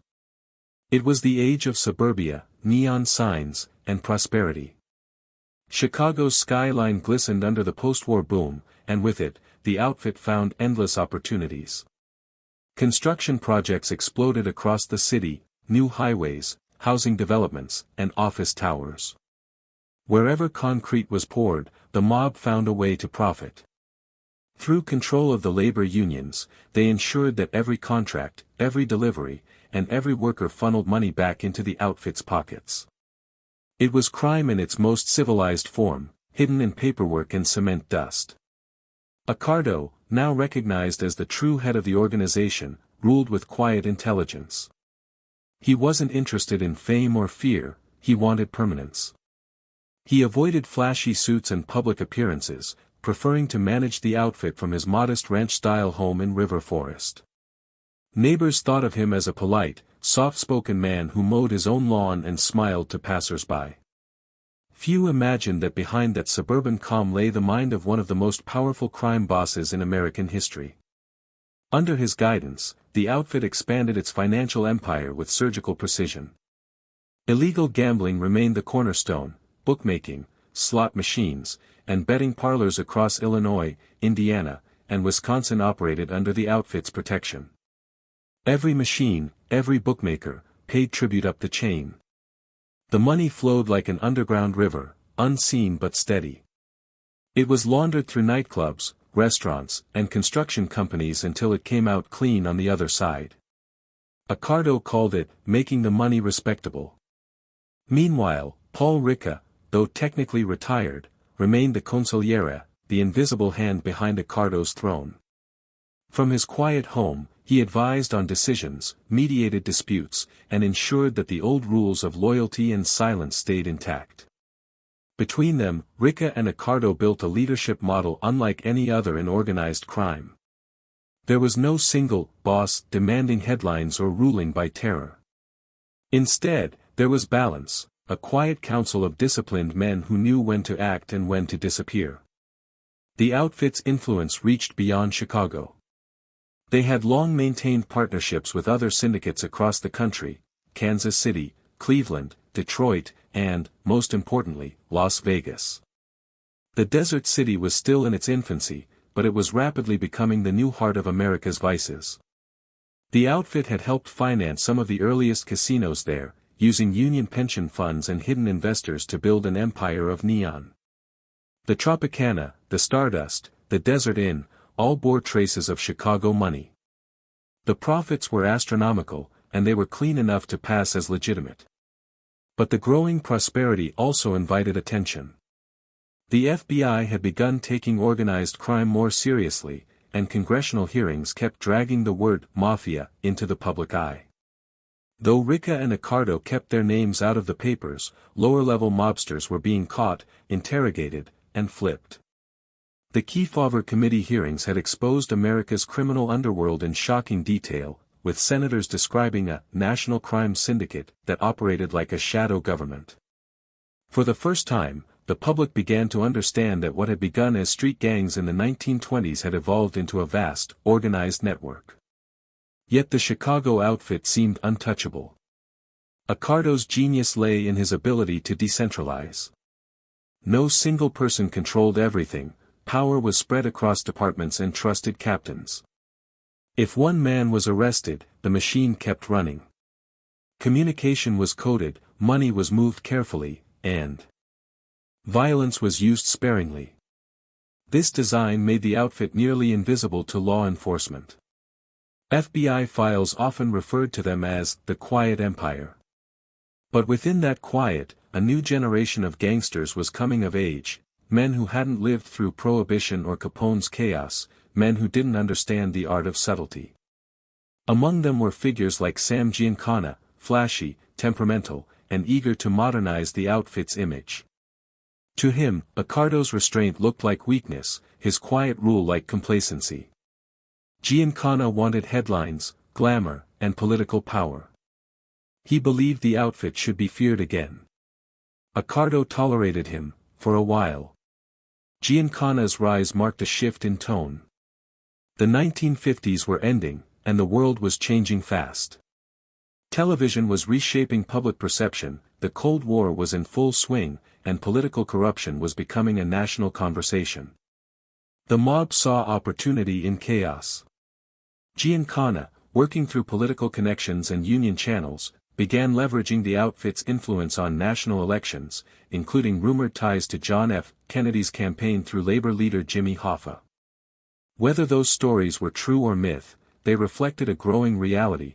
The outfit was no longer just a criminal organization, it was an invisible force shaping American power. But for Accardo and Ricca, this visibility was dangerous. They had built their empire on silence, not spectacle. The headlines, the rumors, the whispers of mob involvement in politics, it all risked bringing unwanted heat. Inside the outfit, quiet tensions began to form. The old guard, Ricca and Accardo, valued survival over pride. The new blood, Giancana and his allies, craved influence and recognition. It was a generational clash, subtle at first but destined to erupt. Still, for the moment, the empire held firm. Chicago continued to hum under the surface, its heartbeat steady and confident. The outfit's men collected their envelopes, the casinos sparkled in the desert night, and city officials kept their palms open. To outsiders, it all looked stable, peaceful even. But under that smooth surface lay the familiar truth of all great empires, the seeds of its downfall had already been planted. Accardo, ever the observer, sensed it. He had seen what ego had done to Capone and what fear had done to Nitti. He knew that control, once stretched too far, always broke. So he began quietly stepping back, preparing for the next evolution of the outfit. The 1960s were coming, a new decade of politics, technology, and exposure, and Chicago's criminal empire would have to adapt once again or crumble under its own legacy. For now, the city slept under a blanket of illusion, believing itself clean, lawful, and free, while the invisible hands of the outfit guided its rhythm. Frank Nitti's blueprint still held strong, a silent echo in every cautious decision, every hidden ledger, every unspoken agreement. The man who had once ruled from the shadows had created something timeless, an empire that could outlive its creators, as long as it stayed unseen. The dawn of the 1960s brought with it a restless new rhythm. America was changing, and so was organized crime. In Chicago, the outfit's golden age of quiet control began to shift into something louder, more unpredictable. The world outside was full of motion, political assassinations, civil rights marches, the Cold War, and a youth rebellion that challenged every old rule. But inside the Chicago underworld, another kind of rebellion was unfolding, one that would shake the empire that Frank Nitti, Paul Ricca, and Tony Accardo had built so carefully. At the heart of this transformation stood one man, Sam "Momo" Giancana. To some, he was the natural successor to the old bosses, a street-hardened gangster who combined cunning with charisma. To others, he was a ticking time bomb. Giancana had risen from the same bloody streets that had once molded Capone and Nitti, but he was a different breed. He craved attention, women, power, and headlines. He was unpredictable, emotional, and intensely ambitious, a dangerous mix for a world built on silence. Giancana had come up through the outfit's gambling and numbers rackets in the 1940s, earning his reputation as a ruthless enforcer with a quick temper. But what set him apart wasn't just his willingness to pull the trigger, it was his vision. He understood that the old world mob, with its street corners and speakeasies, was dying. The future of organized crime, he believed, was in connections, political, financial, even international. And he intended to drag the outfit into that future, whether the old bosses liked it or not. When Tony Accardo stepped back from active leadership around 1957, he quietly allowed Giancana to take over as the front boss. To the public, Momo was now the face of the Chicago outfit. Accardo, however, remained in the shadows, watching every move. Paul Ricca still advised from behind the curtain, but age was catching up to him. Giancana's era had begun, and with it came the most controversial, and volatile, chapter in the outfit's history. Giancana's charm made him a natural for high society. He mingled with entertainers, politicians, and celebrities. He dined at the best restaurants, wore custom suits, and spent his nights in the company of Hollywood stars. Among his most famous lovers was none other than Marilyn Monroe, whose rumored ties to both Giancana and President John F. Kennedy would later spark endless speculation. The lines between politics, Hollywood, and organized crime had never been thinner. Behind the glamour, though, Giancana was playing a far more dangerous game. He believed in expanding the outfit's influence beyond gambling and labor rackets, into national politics and intelligence. During the height of the Cold War, the CIA approached organized crime figures with a proposal that bordered on the surreal: assistance in covert operations against Cuba, including the assassination of Fidel Castro. Giancana, with his network of contacts and access to Havana before Castro's revolution, became entangled in the plot. The same syndicate that once smuggled whiskey was now being courted by America's intelligence agencies. The irony was staggering: men once hunted by federal law enforcement were now being asked to serve the national interest. For Giancana, it was both an opportunity and a trap. The connections gave him a taste of untouchable power, but they also drew dangerous attention. Rumors swirled of his involvement with the CIA, his influence over Union leader Jimmy Hoffa, and his role in funding political campaigns.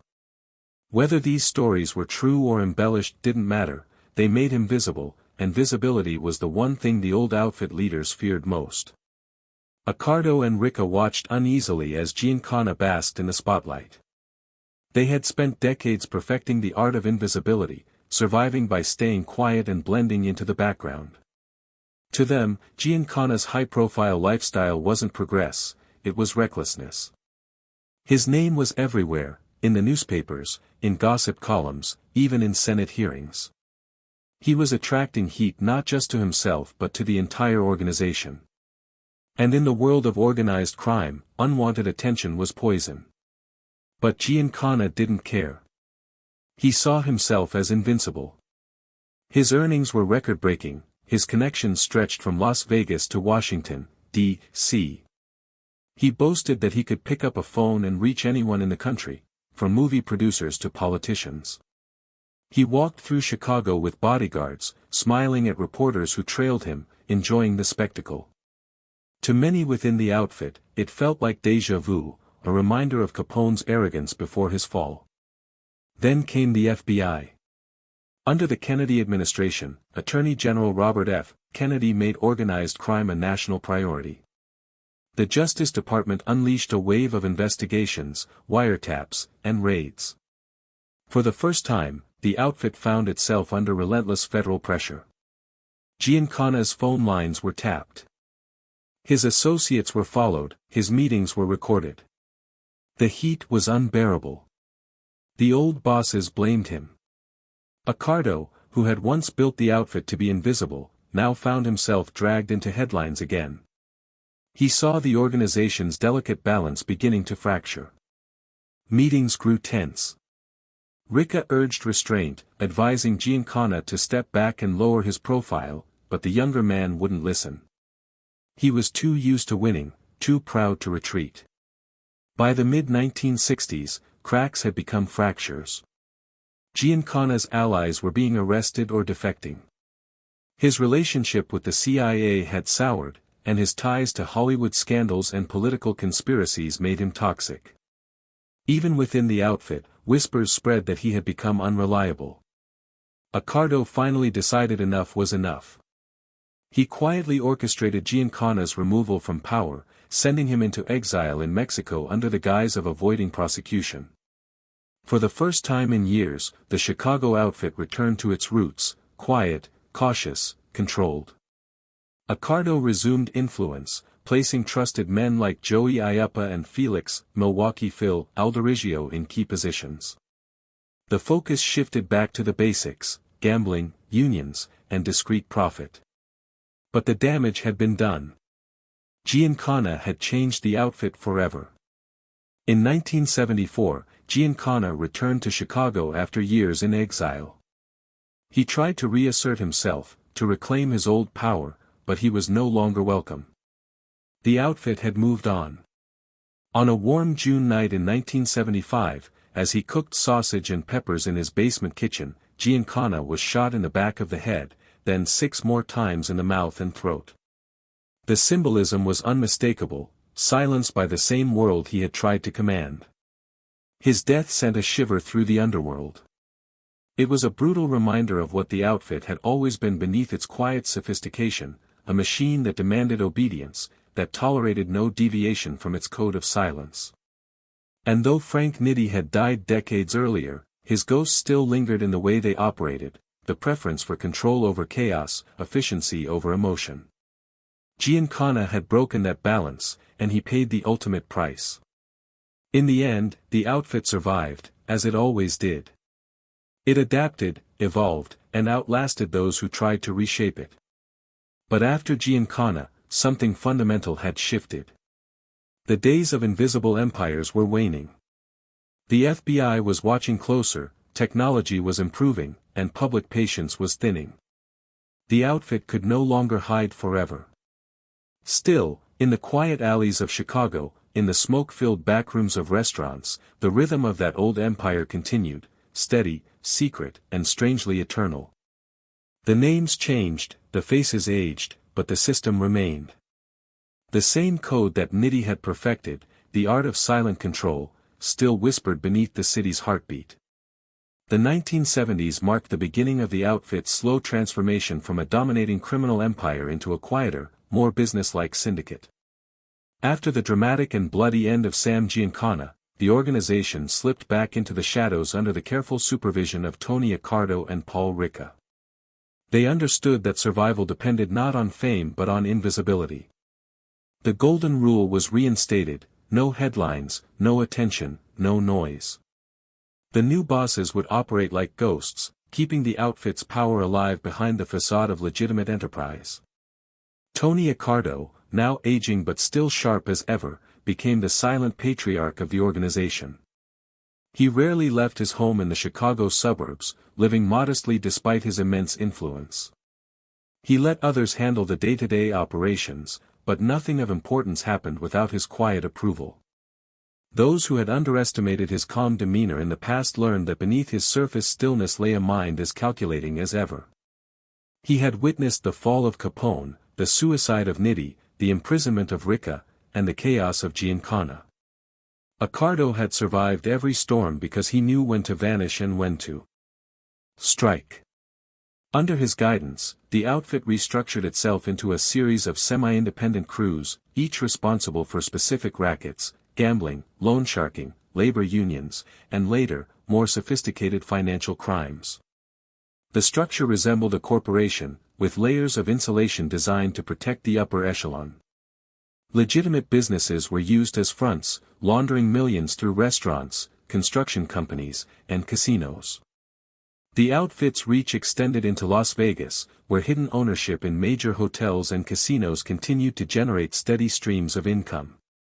One of the most powerful figures to emerge during this era was Joseph "Joey Doves" Iappa, a loyal enforcer from Cicero who had earned Accardo's trust over decades. Iappa represented the new generation, disciplined, practical, and cautious. He wasn't interested in celebrity or chaos, he preferred order and profits. Under Iappa's leadership, the outfit focused heavily on Las Vegas, ensuring that the city's gambling profits continued flowing back to Chicago. Skimming operations from casinos such as the Stardust, the Fremont, and the Hacienda became legendary within the underworld, quietly funneling millions in untaxed cash to the Midwest. However, with Las Vegas came risk. The FBI, armed with new surveillance technology and growing federal cooperation, began piecing together the puzzle. Agents discovered connections between the Chicago outfit, the Kansas City mob, and other Midwestern families that collectively controlled much of the casino industry. Wiretaps, informants, and hidden microphones began unraveling the illusion of legitimacy that the outfit had built so carefully. But even as federal pressure mounted, the outfit maintained its grip on Chicago. Labor unions remained a central pillar of power. Control over the Teamsters, particularly through the Central States Pension Fund, gave the outfit unprecedented access to billions in union money. These funds were used to finance casino projects, construction ventures, and other investments, both legal and illegal. Through this network, the outfit wielded influence far beyond Chicago, shaping deals in Las Vegas, Los Angeles, and even New York. Still, the shadow of the past loomed large. The murders of high-profile mob figures, the endless investigations, and the lingering rumors of political corruption kept the outfit under a dim but persistent light. Accardo knew time was no longer on their side. He began preparing for transition once again, grooming younger leaders who would carry the code forward. By the late 1970s, Accardo and Ricca had become almost mythic figures, symbols of an era that was fading into memory. Ricca died in 1972, ending one of the last living links to Capone's original syndicate. Accardo remained, quiet and untouchable, his name never mentioned in court, his hands never caught dirty. Meanwhile, society itself was changing in ways that made organized crime more difficult to hide. The old neighborhoods of Chicago were shifting, law enforcement was becoming more coordinated, and the media's appetite for sensationalism was growing. Television, once a rare luxury, was now everywhere, and the idea of the mob as a secret power was turning into popular entertainment. Movies like The Godfather and Mean Streets painted a romanticized picture of the underworld, blending truth with myth. To the public, gangsters had become cinematic antiheroes, symbols of rebellion and defiance. But inside the outfit, the reality remained cold and pragmatic, there was no glamour in staying alive. The 1970s also saw the outfit adjusting to new financial landscapes. Traditional rackets like bootlegging and gambling were giving way to more sophisticated operations. Loan sharking, extortion, and labor racketeering remained strong, but there was also a growing interest in fraud, real estate manipulation, and stock scams. The mob had learned to wear suits instead of fedoras, to move money through banks instead of backrooms. Their methods evolved with the economy, blending seamlessly into the corporate fabric of America. In public, Chicago seemed cleaner. The bloodbaths of the Prohibition era were gone. But beneath the surface, the machine still turned. Union officials took orders from unseen hands, construction contracts were decided over quiet dinners, judges and aldermen were influenced by whispers and envelopes. The outfit had become invisible again, just as Accardo intended. Still, not everything could be hidden. The murders of figures like Anthony, Tony, Spilatro and his brother Michael in the 1980s, who had represented the outfit's interests in Las Vegas, revealed how dangerous and volatile that world remained. Their brutal deaths, later dramatized in Martin Scorsese's Casino, symbolized the end of an era, the collapse of the old ways of doing business. The message was clear, even loyalty couldn't guarantee survival in a system built on secrecy and fear. Accardo, the last of the old giants, lived to see it all. By the time he died in 1992, he was one of the longest surviving crime bosses in American history, never indicted, never imprisoned, and never directly tied to a murder. His genius lay in his invisibility. He had turned the outfit from a noisy empire of street thugs into a quiet network of businessmen who controlled vast wealth without attracting attention. In many ways, he had completed the evolution that Frank Nitti had begun decades earlier. As the 1970s ended, the outfit's power was no longer built on fear alone but on subtlety, patience, and endurance. It was not about dominance, it was about survival. The empire had adapted to modern times, blending into the system it once fought against. It was no longer an outsider, it was part of the American machine. Yet even in its quietest moments, the spirit of the old days remained. Somewhere in the dim backrooms of Chicago, men still counted cash, whispered codes, and passed orders that would never be written down. The ghosts of Capone, Nitti, and Rica lingered there, watching as the city continued to dance to the rhythm they had set so long ago, a rhythm that, even after all the blood and betrayal, still refused to die. By the dawn of the 1980s, the world that Frank Nitti had helped shape was barely recognizable. Chicago had changed. America had changed. Yet somewhere in the quiet corners of the city, the smoky bars of Cicero, the back offices of labor unions, the silent rooms above neighborhood clubs, the echoes of Nitti's empire still thrummed. The outfit was no longer the roaring beast of the Capone days, it had become something more refined, more elusive, but also more fragile. The 1980s were a time of exposure. The once invisible threads that tied politics, business, and crime began to glow under the light of relentless federal scrutiny. The FBI, armed with new technology and the determination of a new generation of agents, began unraveling the outfit's deepest secrets. Surveillance equipment had evolved beyond simple wiretaps, hidden microphones, long-range photography, and undercover infiltration became the new weapons of law enforcement. For the first time in decades, the outfit found itself cornered not by rival gangs, but by patience, paperwork, and precision. The myth of untouchability, which had carried through from Nitti to Accardo, began to crack. One of the FBI's key targets during this period was the Las Vegas skimming operation, which had funneled millions of dollars from casinos directly into the hands of the Chicago outfit and its partners in Kansas City, Milwaukee, and Cleveland. It had been a perfect scheme for years, legitimate casinos reporting partial profits while suitcases of unrecorded cash quietly made their way back to Chicago. But with the help of informants and long-term surveillance, federal agents finally pieced together the chain. In 1986, the Operation Strawman and later the Las Vegas Skim trials exposed the inner workings of the mob's control over Vegas. High-ranking figures like Joseph Iuppa and Jackie Cerrone were indicted and convicted, along with Kansas City boss Nick Civella. The evidence was overwhelming: wiretaps, hidden microphones, and the testimony of mob insiders who had turned state's evidence. It was one of the most devastating legal blows the outfit had ever suffered. For the first time in its history, nearly the entire leadership structure was sent to prison. But the outfit, like a hydra, never truly died. When one head was cut off, another quietly emerged. With Iuppa and Cerrone behind bars, a new generation of leadership began to surface, men like Joseph Ferriola, who took control of the day-to-day operations, keeping the outfit alive through sheer discipline. Ferriola was a throwback to the old school, low-profile, strategic, and loyal to Accardo's code of silence. His leadership style reflected the outfit's survival instinct: avoid the spotlight, reduce exposure, and focus on core operations.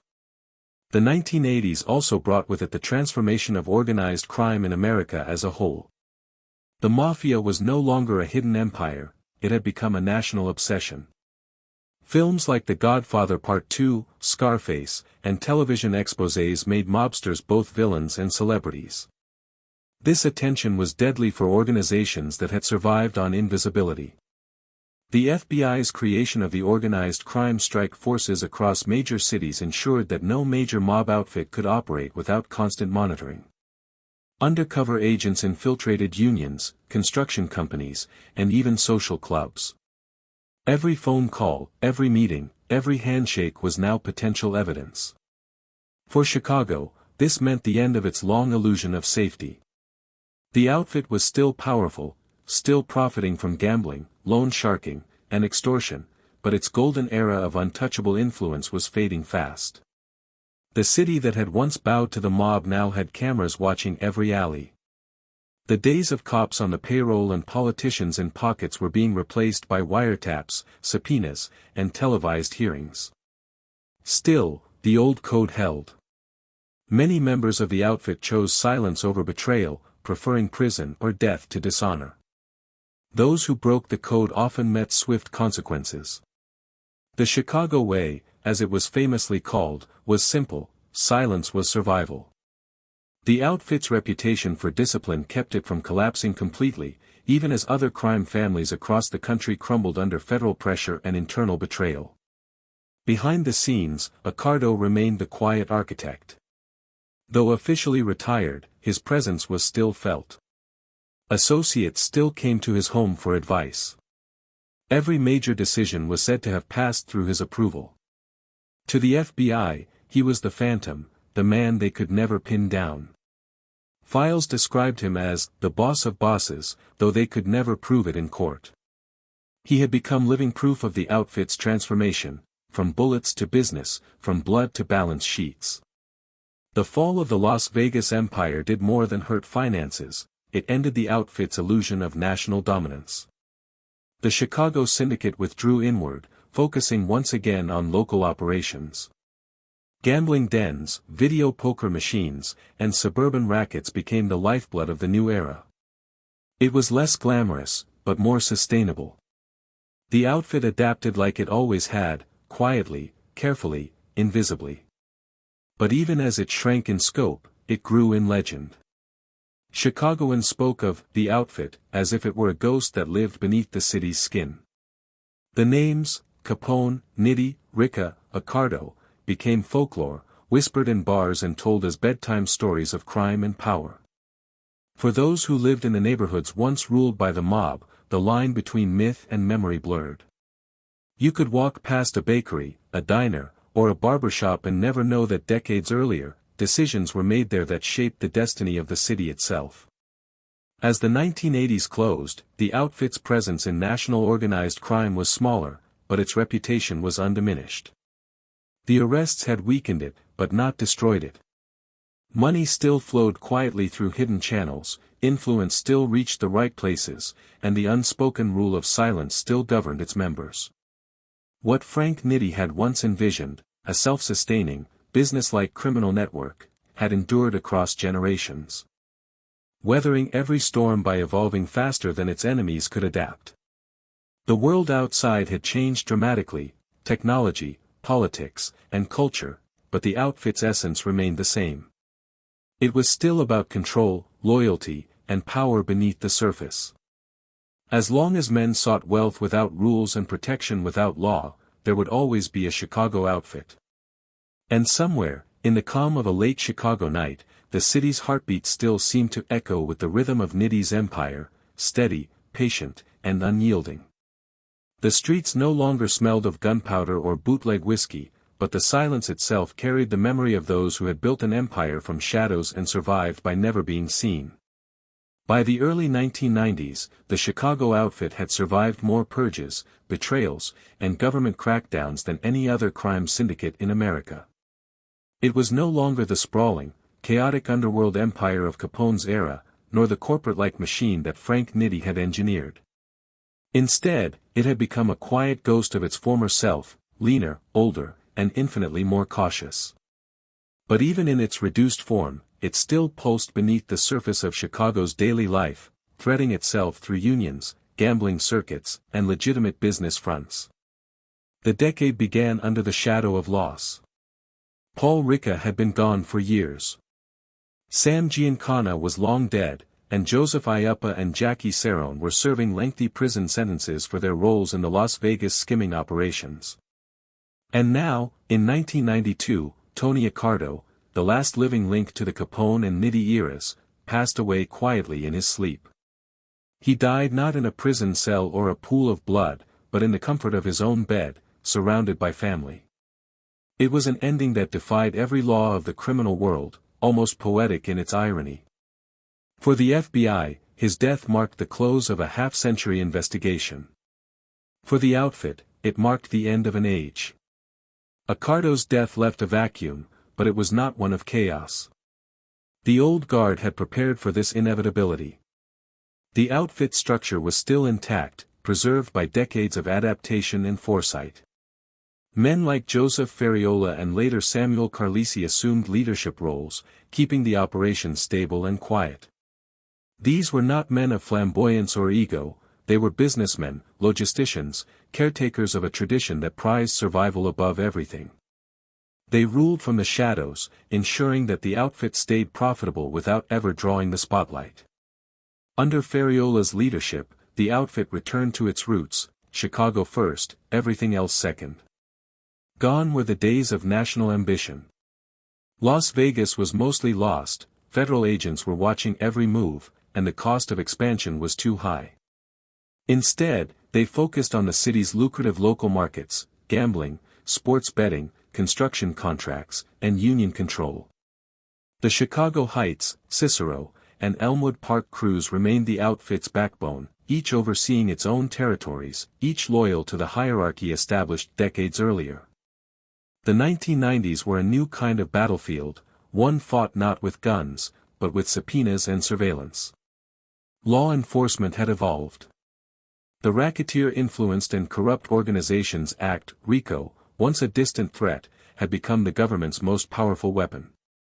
Federal prosecutors could now dismantle entire criminal organizations by connecting individual crimes under a single umbrella of conspiracy.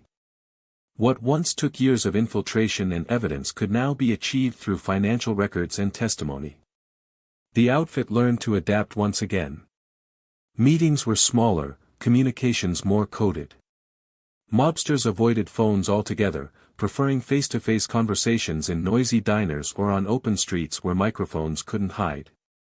But the government's reach was relentless. In 1993, a major federal case against Chicago's organized crime network, often called Operation Gambat, exposed corruption in the city's courts and government, revealing how deeply the outfit's influence still ran. Judges, lawyers, and city officials were implicated, some of them having taken bribes or acted on mob influence for years. Despite these setbacks, the outfit continued to generate income through its traditional rackets.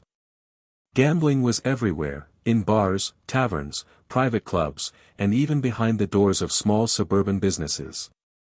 Video poker machines, many of them unlicensed, became a steady source of cash. The operation was simple yet genius: distribute machines across hundreds of locations, skim a small percentage from each, and funnel the profits back through legitimate distributors. It was quiet, clean, and low risk, the modern echo of Nitti's old business-minded vision. As the decade unfolded, another subtle transformation began to occur. The younger generation, those born after the golden era of the mob, saw the outfit not as a path to glory, but as a relic of the past. The loyalty that had once bound men for life was eroding. Fewer recruits meant a smaller circle of trusted operatives. The few who remained were older, more cautious, and increasingly weary of prison terms that were now much longer under new federal laws. The code of silence, omerta, was still sacred, but cracks were beginning to form. The FBI capitalized on those cracks, flipping former insiders who were tired of decades of loyalty yielding nothing but fear. Men who had once sworn their lives to secrecy now found themselves testifying in exchange for reduced sentences. One such turning point came in Operation Family Secrets, an investigation that would later, in the 2000s, lay bare decades of murders and corruption linked to the outfit. But even in the early 90s, whispers of betrayal and cooperation with law enforcement were growing. The invincible wall of silence that had once protected the syndicate was showing signs of decay. Still, the outfit endured, quieter, older, slower, but alive. It had learned the art of invisibility better than any other criminal organization in American history. Even when federal agents managed to topple its leadership, new figures emerged to keep the machinery turning. There were no flashy hits, no public feuds, no dramatic outbursts of violence. The outfit had learned that in a world dominated by cameras, visibility was death. It thrived in silence, hidden behind the same neighborhoods it had ruled for nearly 70 years. The Chicago of the 1990s was not the Chicago of the 1930s. The streets were cleaner, the skyline taller, and the city's heartbeat quieter. But for those who knew where to look, the traces remained, bars owned by distant relatives of former mobsters, companies that once served as fronts, men with old connections who still paid quiet respect to traditions few outsiders understood. The outfit's presence was no longer loud, it was ambient, like a faint echo beneath the hum of modern life. And yet, in that calm, something remarkable had been achieved. Frank Nitti's original vision, a self-sustaining organization that could survive the fall of any man, had come true. The outfit had outlived every major figure who had built it. It had evolved from an empire of violence into a quiet network of influence, and even as the 20th century drew to a close, its legacy refused to fade. In coffee shops across the city, old-timers still spoke of the boys, of the way things used to be. They remembered a time when one name could make a whole block fall silent. They spoke of Nitti, Ricca, Accardo, and Giancana, not as villains, but as legends, men who had bent the city to their will and lived by their own laws. And though the streets had changed, and the new generation barely knew their names, the shadows they left behind still stretched long across the city's soul.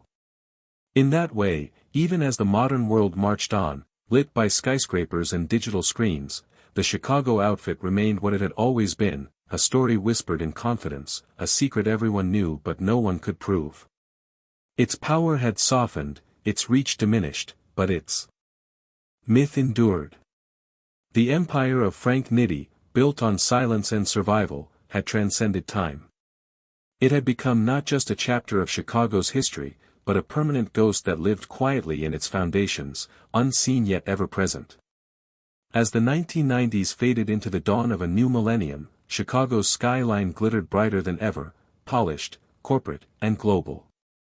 But beneath that glass and steel, the echoes of another Chicago still whispered. It was a quieter, older rhythm, pulsing from the shadows of Cicero, Elmwood Park, and Bridgeport. The outfit still existed, reduced, perhaps, but not extinct. Its name was less spoken in fear now, more as folklore, yet its structure remained, its tendrils still woven into the corners of business, politics, and vice. Frank Nitti's ghost seemed to linger in those invisible lines of power, reminding the world that what was once built in blood now endured in silence. By the late 1990s and early 2000s, federal attention on organized crime had never been stronger. The RICO Act had matured into the FBI's most potent weapon, and agents had spent decades building case after case against every major mafia family in America. The New York families were constantly in the headlines, the Gambinos, the Lucchese's, the Colombos, but Chicago's outfit remained largely in the shadows, rarely making national news. That invisibility was both its greatest strength and its last remaining shield. The death of Tony Accardo in 1992 had closed a chapter, but the script was far from finished. Men like Samuel Wings Carlisi and later John DeFranco, nicknamed No Nose, took the reins, continuing to steer the outfit through modern times. These men were survivors, molded in the lessons of Nitti and Ricca: stay quiet, stay cautious, stay unseen. Carlisi, who led through the early 90s, kept operations steady before his imprisonment. When DeFranco assumed a leadership role, the outfit adapted once again, turning its attention to low-profile ventures that could be disguised behind the facade of legitimacy. The old rackets persisted, though modernized. Illegal gambling thrived, but no longer through smoky backrooms and racing slips. It now existed in the form of underground sportsbooks, internet betting operations, and quietly owned video poker machines spread across Illinois taverns. Loan sharking was disguised as cash advance services, with debts enforced not by gunfire but by subtle intimidation. Construction and waste management remained lucrative, with mob-connected companies still winning contracts through quiet manipulation of unions and city boards. To outsiders, it looked as if organized crime in Chicago had disappeared. But for those who lived in the old neighborhoods, the signs were still there. Certain businesses never seemed to close, even when empty. Certain men always showed up to help when disputes arose. And certain neighborhoods remained inexplicably untouched by the troubles that plagued others. The outfit had traded violence for stability. It no longer ruled through fear, it ruled through quiet control. Yet even as it adapted, the past began catching up. The seeds of betrayal planted in earlier decades had matured.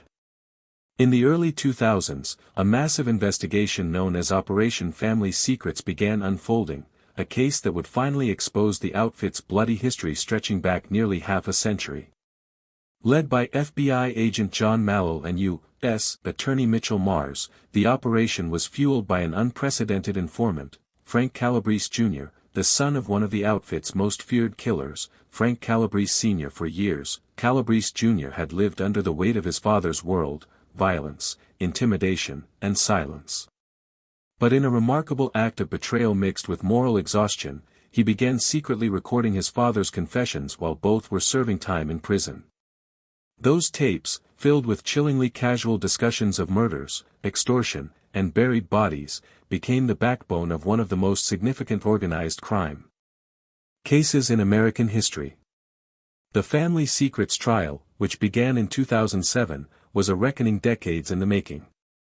It reached back to the 1970s and 80s, revisiting old murders long considered unsolved, the infamous killings of Anthony Spilatro and his brother Michael, among others.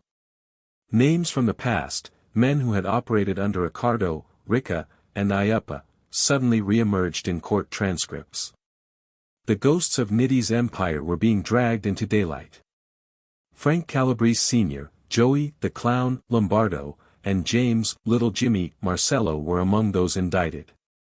The testimonies and evidence painted a haunting portrait of an organization that had outlasted every era but could not outlast its own silence being broken. Jurors heard about torture, assassinations, and clandestine meetings at suburban homes that had dictated the fates of countless men. The trial captivated Chicago, not with shock, but with a strange sense of recognition, as though the city was being reminded of a truth it had always known but chosen to forget. When the verdicts came down in 2007, it felt like an ending. The defendants were convicted on multiple counts of racketeering, conspiracy, and murder. Frank Calabrese Sr. died in prison, Lombardo too. Marcello received life. Federal agents described it as the closing of the book on the Chicago outfit. But those who truly understood the organization knew better. The outfit didn't end, it simply folded back into the shadows, just as it always had. The trial did, however, mark the death of an era, the end of the romanticized, hierarchical mafia. Technology had changed everything. Wiretaps had given way to digital surveillance, cash envelopes were replaced by electronic transfers that left trails impossible to erase. The new millennium was not built for the old ways. The outfit's younger members, those who came of age in the 2000s, saw no reason to risk their lives for a shrinking empire. There was less loyalty, less money, less mystique. Still, despite its decline, the outfit never vanished entirely.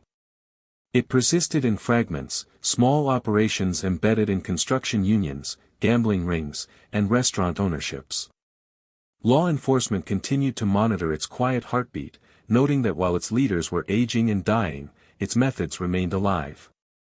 The code of silence, fractured but not dead, still carried through certain circles. In the suburbs west of Chicago, whispers continued about who was connected and who wasn't. What made the outfit unique, even in its waning years, was its ability to survive without spectacle. Other mob families across the country imploded in public, New York's families tore themselves apart with betrayals and informants. But in Chicago, the outfit's decline was subtle, almost graceful. There were no civil wars, no public executions, no crumbling headlines of desperation. Just a slow fading, like smoke dissolving into night air. And yet, the irony was unshakable. The organization that Frank Nitti had shaped to be invisible, to operate quietly, efficiently, and without ego, had achieved exactly that. It had survived so long by becoming part of the city's DNA. Chicago didn't fight the outfit anymore, not because it was too afraid, but because the lines between the two had blurred long ago. The city had grown around it. Businesses, unions, and institutions that once relied on the outfit's influence had outlasted their creators, carrying traces of that old order in their very structure. The world had moved on, but the memory endured. In documentaries, books, and late-night stories told in smoky taverns, the legend of the outfit persisted, not as a crime story, but as a part of Chicago's soul. It was a reminder of power built from shadows, of ambition carved into the city's bones, and of men like Frank Nitti, who understood that true strength was not in noise, but in silence. As the new century began, Chicago stood proud and gleaming, but the quiet hum beneath its streets still belonged, in part, to ghosts. They were not the ghosts of morality tales or movie villains, they were the ghosts of survivalists, men who had learned to adapt to every era and every threat. And though the names had faded and the organization had withered, the rhythm of the outfit, the rhythm of power wrapped in quiet, still echoed faintly through the city's sleepless nights. By the time the 2010s arrived, the Chicago outfit had become a whisper, its influence invisible to the untrained eye, but its structure still pulsing deep beneath the city's surface. To most, organized crime seemed like a relic of the past, a cinematic fantasy confined to old movies and grainy black and white photos. But to those who understood Chicago's long memory, the outfit was not gone. It had simply transformed, trading Tommy guns for balance sheets, safe houses for offices, and street rackets for corporate infiltration. It no longer ruled by blood, it ruled by presence, quiet and unacknowledged, yet profoundly real. This new generation of operators was not composed of cigar-chomping gangsters or flashy hitmen. They were accountants, businessmen, union officials, and lobbyists, educated, polite, and careful. The violent theatrics that had defined Capone, Ricca, and Nitti's era were gone. The outfit had learned the ultimate lesson of survival: visibility is vulnerability. It didn't need the fear of gunfire to control an empire, it only needed leverage, information, and the right relationships. The transformation began decades earlier, after the waves of RICO prosecutions and the family secrets trial. The surviving leadership realized that the only way to persist was to integrate, not resist. They shifted from open racketeering to infiltration, embedding themselves in legitimate industries. Construction unions remained a stronghold, but new ventures arose in logistics, waste management, trucking, and private security. Small, cash-based businesses, car washes, strip clubs, vending routes, and bars, continued to serve as fronts for laundering. Yet, the outfit's real evolution came through legitimacy. With the digital age came opportunity. Cryptocurrency, online gambling, and offshore accounts opened new doors for money movement that federal agents struggled to trace. Certain outfit-linked groups began operating through international intermediaries, shell companies registered in Luxembourg, Panama, and the Cayman Islands, laundering millions through real estate deals and luxury imports. These weren't the crude schemes of the 1930s, they were sophisticated, data-driven operations that required no muscle, just math. The outfit had effectively reinvented itself for the 21st century. But even as it evolved, the moral rot of its foundation remained. The outfit still fed on human weakness, addiction, greed, and desperation. Illegal sports betting exploded with the rise of online platforms, and Chicago's underworld was quick to adapt. Outfits of the new era ran tech-savvy operations using encrypted messaging apps and offshore servers, offering credit lines, manipulating odds, and collecting debts through subtle coercion. A lost bet didn't lead to a broken leg anymore, but a ruined credit score, a seized business, or a quiet threat to a family's livelihood. Fear had become digital. Federal agencies noticed the shift. The FBI's Chicago field office restructured its organized crime division to monitor financial crimes and cyber operations linked to old outfit figures. They found that while the names had changed, the methodology had not. The outfit still operated in tight circles of loyalty, bound by silence. Generational connections, sons, nephews, cousins of old associates, continued to appear in investigations. Even without a formal hierarchy, the code endured: you don't talk, you don't quit, you don't forget. Some agents referred to this new incarnation as Outfit 2.0, but to the older detectives, the ones who remembered the days of Nitti's reign, it was simply the same old game, played with cleaner hands. Many of them described it as white-collar mobbing. Instead of bootlegging whiskey or running brothels, the outfit was now moving stolen electronics, manipulating real estate markets, and quietly steering city contracts. A few investigators even claimed that remnants of the outfit maintained influence in suburban politics, campaign donations, union endorsements, and real estate zoning decisions subtly guided by friends of friends. Despite its persistence, the outfit's dominance was fading. The romantic mythology that once surrounded mob life had dissolved. The younger generation didn't dream of being made anymore, they dreamed of legitimate wealth, tech startups, investments, influence without bloodshed. Many of the descendants of old mob families had gone straight, entering law, finance, or politics. They inherited not the criminal empire, but the instinct for control. In some ways, that was the most chilling legacy of all. Organized crime had not died, it had simply merged with the system it once corrupted. Still, every now and then, an old name resurfaced. A raid on a suburban warehouse uncovered illegal gambling machines.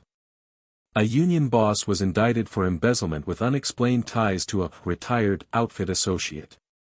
A cold case investigation unearthed bones from a missing man last seen in the 1980s.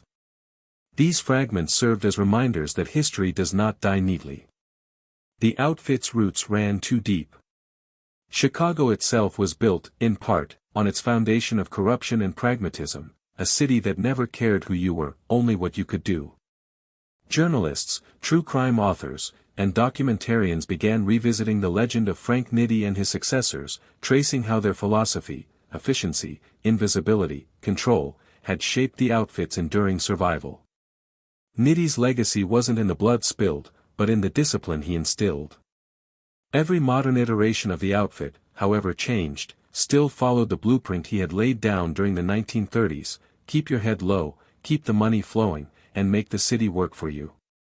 In a sense, Nitti's ghost still haunted Chicago, not through violence, but through method. By the late 2010s, Chicago had changed beyond recognition. The mob wars were long over. The bars where deals were once made had turned into upscale restaurants.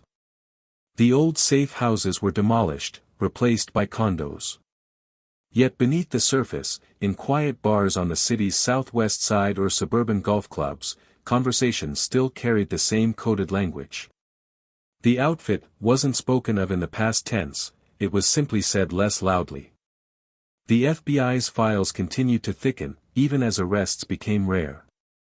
Agents admitted that the outfit had become less of a target and more of a study. The organization's influence had blended into Chicago's political and economic landscape so completely that rooting it out would be like trying to erase the city's own reflection. And perhaps that was the truest measure of its success. In the end, the Chicago outfit of the modern age was not an empire of violence, but an empire of influence, a ghost empire. It existed in the way deals were made, in the unspoken favors exchanged, in the fear of crossing the wrong man without ever knowing why. The streets no longer ran red, but the shadows were still owned. Frank Nitti, if he could see it, might have smiled. The city he helped mold had evolved exactly as he envisioned, not through chaos, but through quiet control. Chicago had learned his lesson well, that the most powerful men are not the loudest, but the ones you never see coming. By the time the 2010s arrived, the Chicago outfit had become a shadow of its former self, invisible to the average Chicagoan, yet still quietly influential beneath the city's polished surface. To most, organized crime seemed like a relic of the past, confined to history books, black and white photographs, and old films.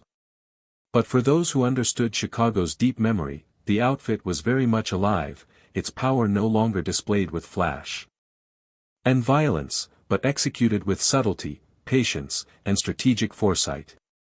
The story of Frank Nitti, the man who once enforced Capone's will and took control of the outfit, became the key to understanding how an empire could survive decades of change and still maintain its presence. Nitti's genius had never been in sheer brutality, but in discipline and foresight. Unlike Capone, who thrived on notoriety, Nitti understood that the fewer eyes on him, the longer he would survive.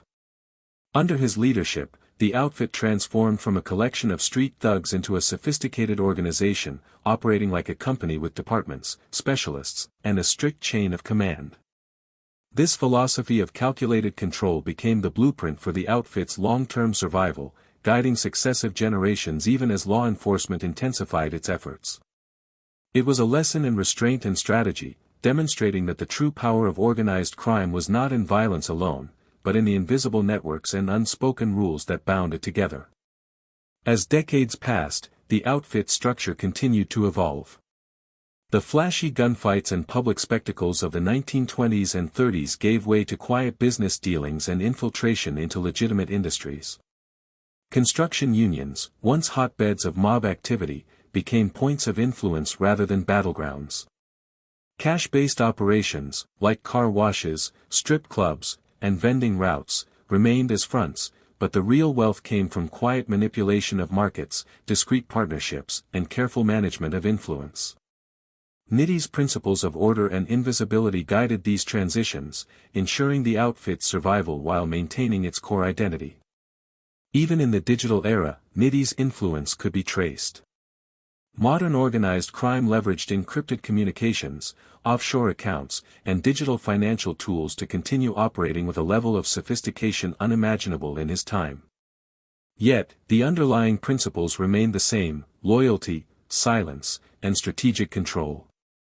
Generations of associates, sons, nephews, and cousins of the old guard, carried forward his lessons, ensuring that the outfit was not just surviving, but thriving in ways that remained mostly invisible to the public. Chicago itself bore the mark of Nitti's enduring legacy.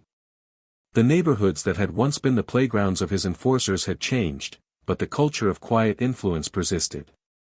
Politicians, union leaders, and businessmen who traced their roots to the outfit continued to wield power, often unnoticed, operating in the gray spaces between legality and corruption. The modern outfit had become less of a criminal syndicate and more of a network of influence, a testament to Nitti's vision of control without exposure. Federal authorities recognized the challenge of confronting such a refined and subtle organization. Traditional law enforcement tactics were less effective against a system that relied on loyalty, secrecy, and patience rather than overt crime. Surveillance, indictments, and RICO prosecutions could disrupt operations temporarily, but the philosophy that Nitti instilled, careful planning, adaptation, and invisibility, allowed the outfit to endure. Agents often described it as an idea more than an organization, a persistent network of relationships and influence that refused to disappear. Even in popular culture, Nitti's role became more evident over time. While Capone was the face of Chicago's underworld, Nitti was the architect, the quiet hand shaping every movement behind the scenes. Historians, criminologists, and true crime authors began to recognize him as the embodiment of strategic foresight, a man who understood that survival depended on order, discretion, and adaptability. His approach contrasted sharply with the flamboyance of Capone, emphasizing that enduring power often resides in restraint and silent authority rather than spectacle. In reflection, the outfit of the 2010s and beyond was a living monument to Nitti's philosophy. It was no longer a violent empire but an empire of influence, operating quietly yet effectively in both legal and gray areas. The lessons he imparted, discipline, loyalty, discretion, and strategic foresight, continued to guide those who carried the outfit's legacy forward. Even as technology changed, society evolved, and generations passed, the principles Nitti embodied remained remarkably relevant, a silent blueprint for maintaining power over time. Ultimately, Frank Nitti's influence in modern Chicago demonstrates that true mastery is not always visible. It is in the systems we build, the relationships we cultivate, and the discipline with which we govern our actions. His legacy is a reminder that control does not always require fear or spectacle. Sometimes, it thrives in silence, endurance, and calculated restraint. Chicago's present, in many ways, is a reflection of his vision, a city that moves and grows while the underlying currents of influence, loyalty, and quiet authority flow unseen, shaping its destiny in subtle but powerful ways. By the 2020s, Frank Nitti's legacy had become less about violence and more about the art of control. Unlike Capone, whose fame burned brightly and briefly, Nitti built a system designed to endure. His genius lay in invisibility, structure, and discipline, principles that allowed the Chicago outfit to survive decades of arrests, betrayals, and societal change. He understood that true power is quiet, operating in the shadows rather than in headlines. Even as Chicago transformed into a modern metropolis, the rhythm of Nitti's influence lingered.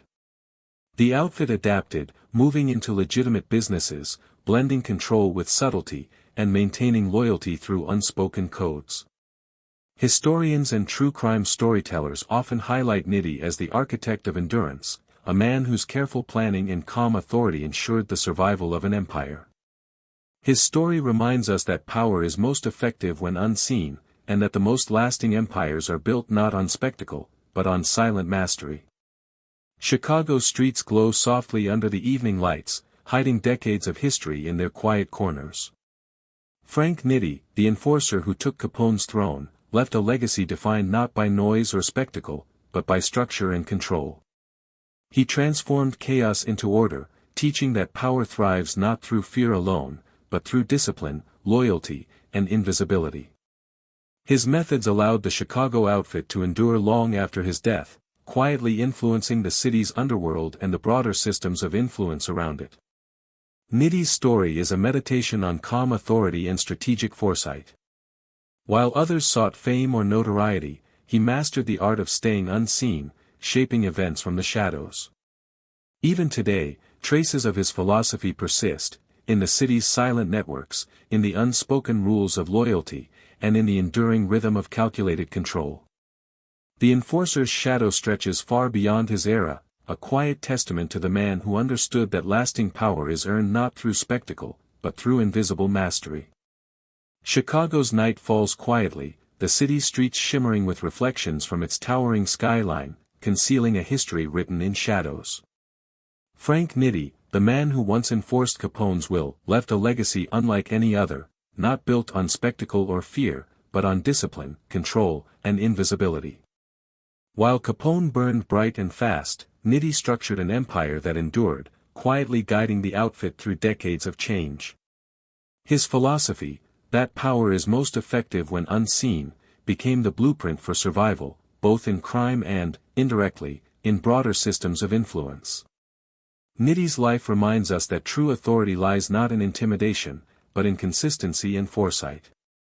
Even in death, his presence lingers in Chicago's streets, in the silent dealings of modern business, and in the subtle networks of loyalty and trust that define human organizations. His story is a meditation on balance, order, and the enduring rhythm of control. In the calm of the city's night, one can almost feel his shadow, quiet, precise, and eternal, a testament to a man who turned chaos into structure, and violence into enduring influence.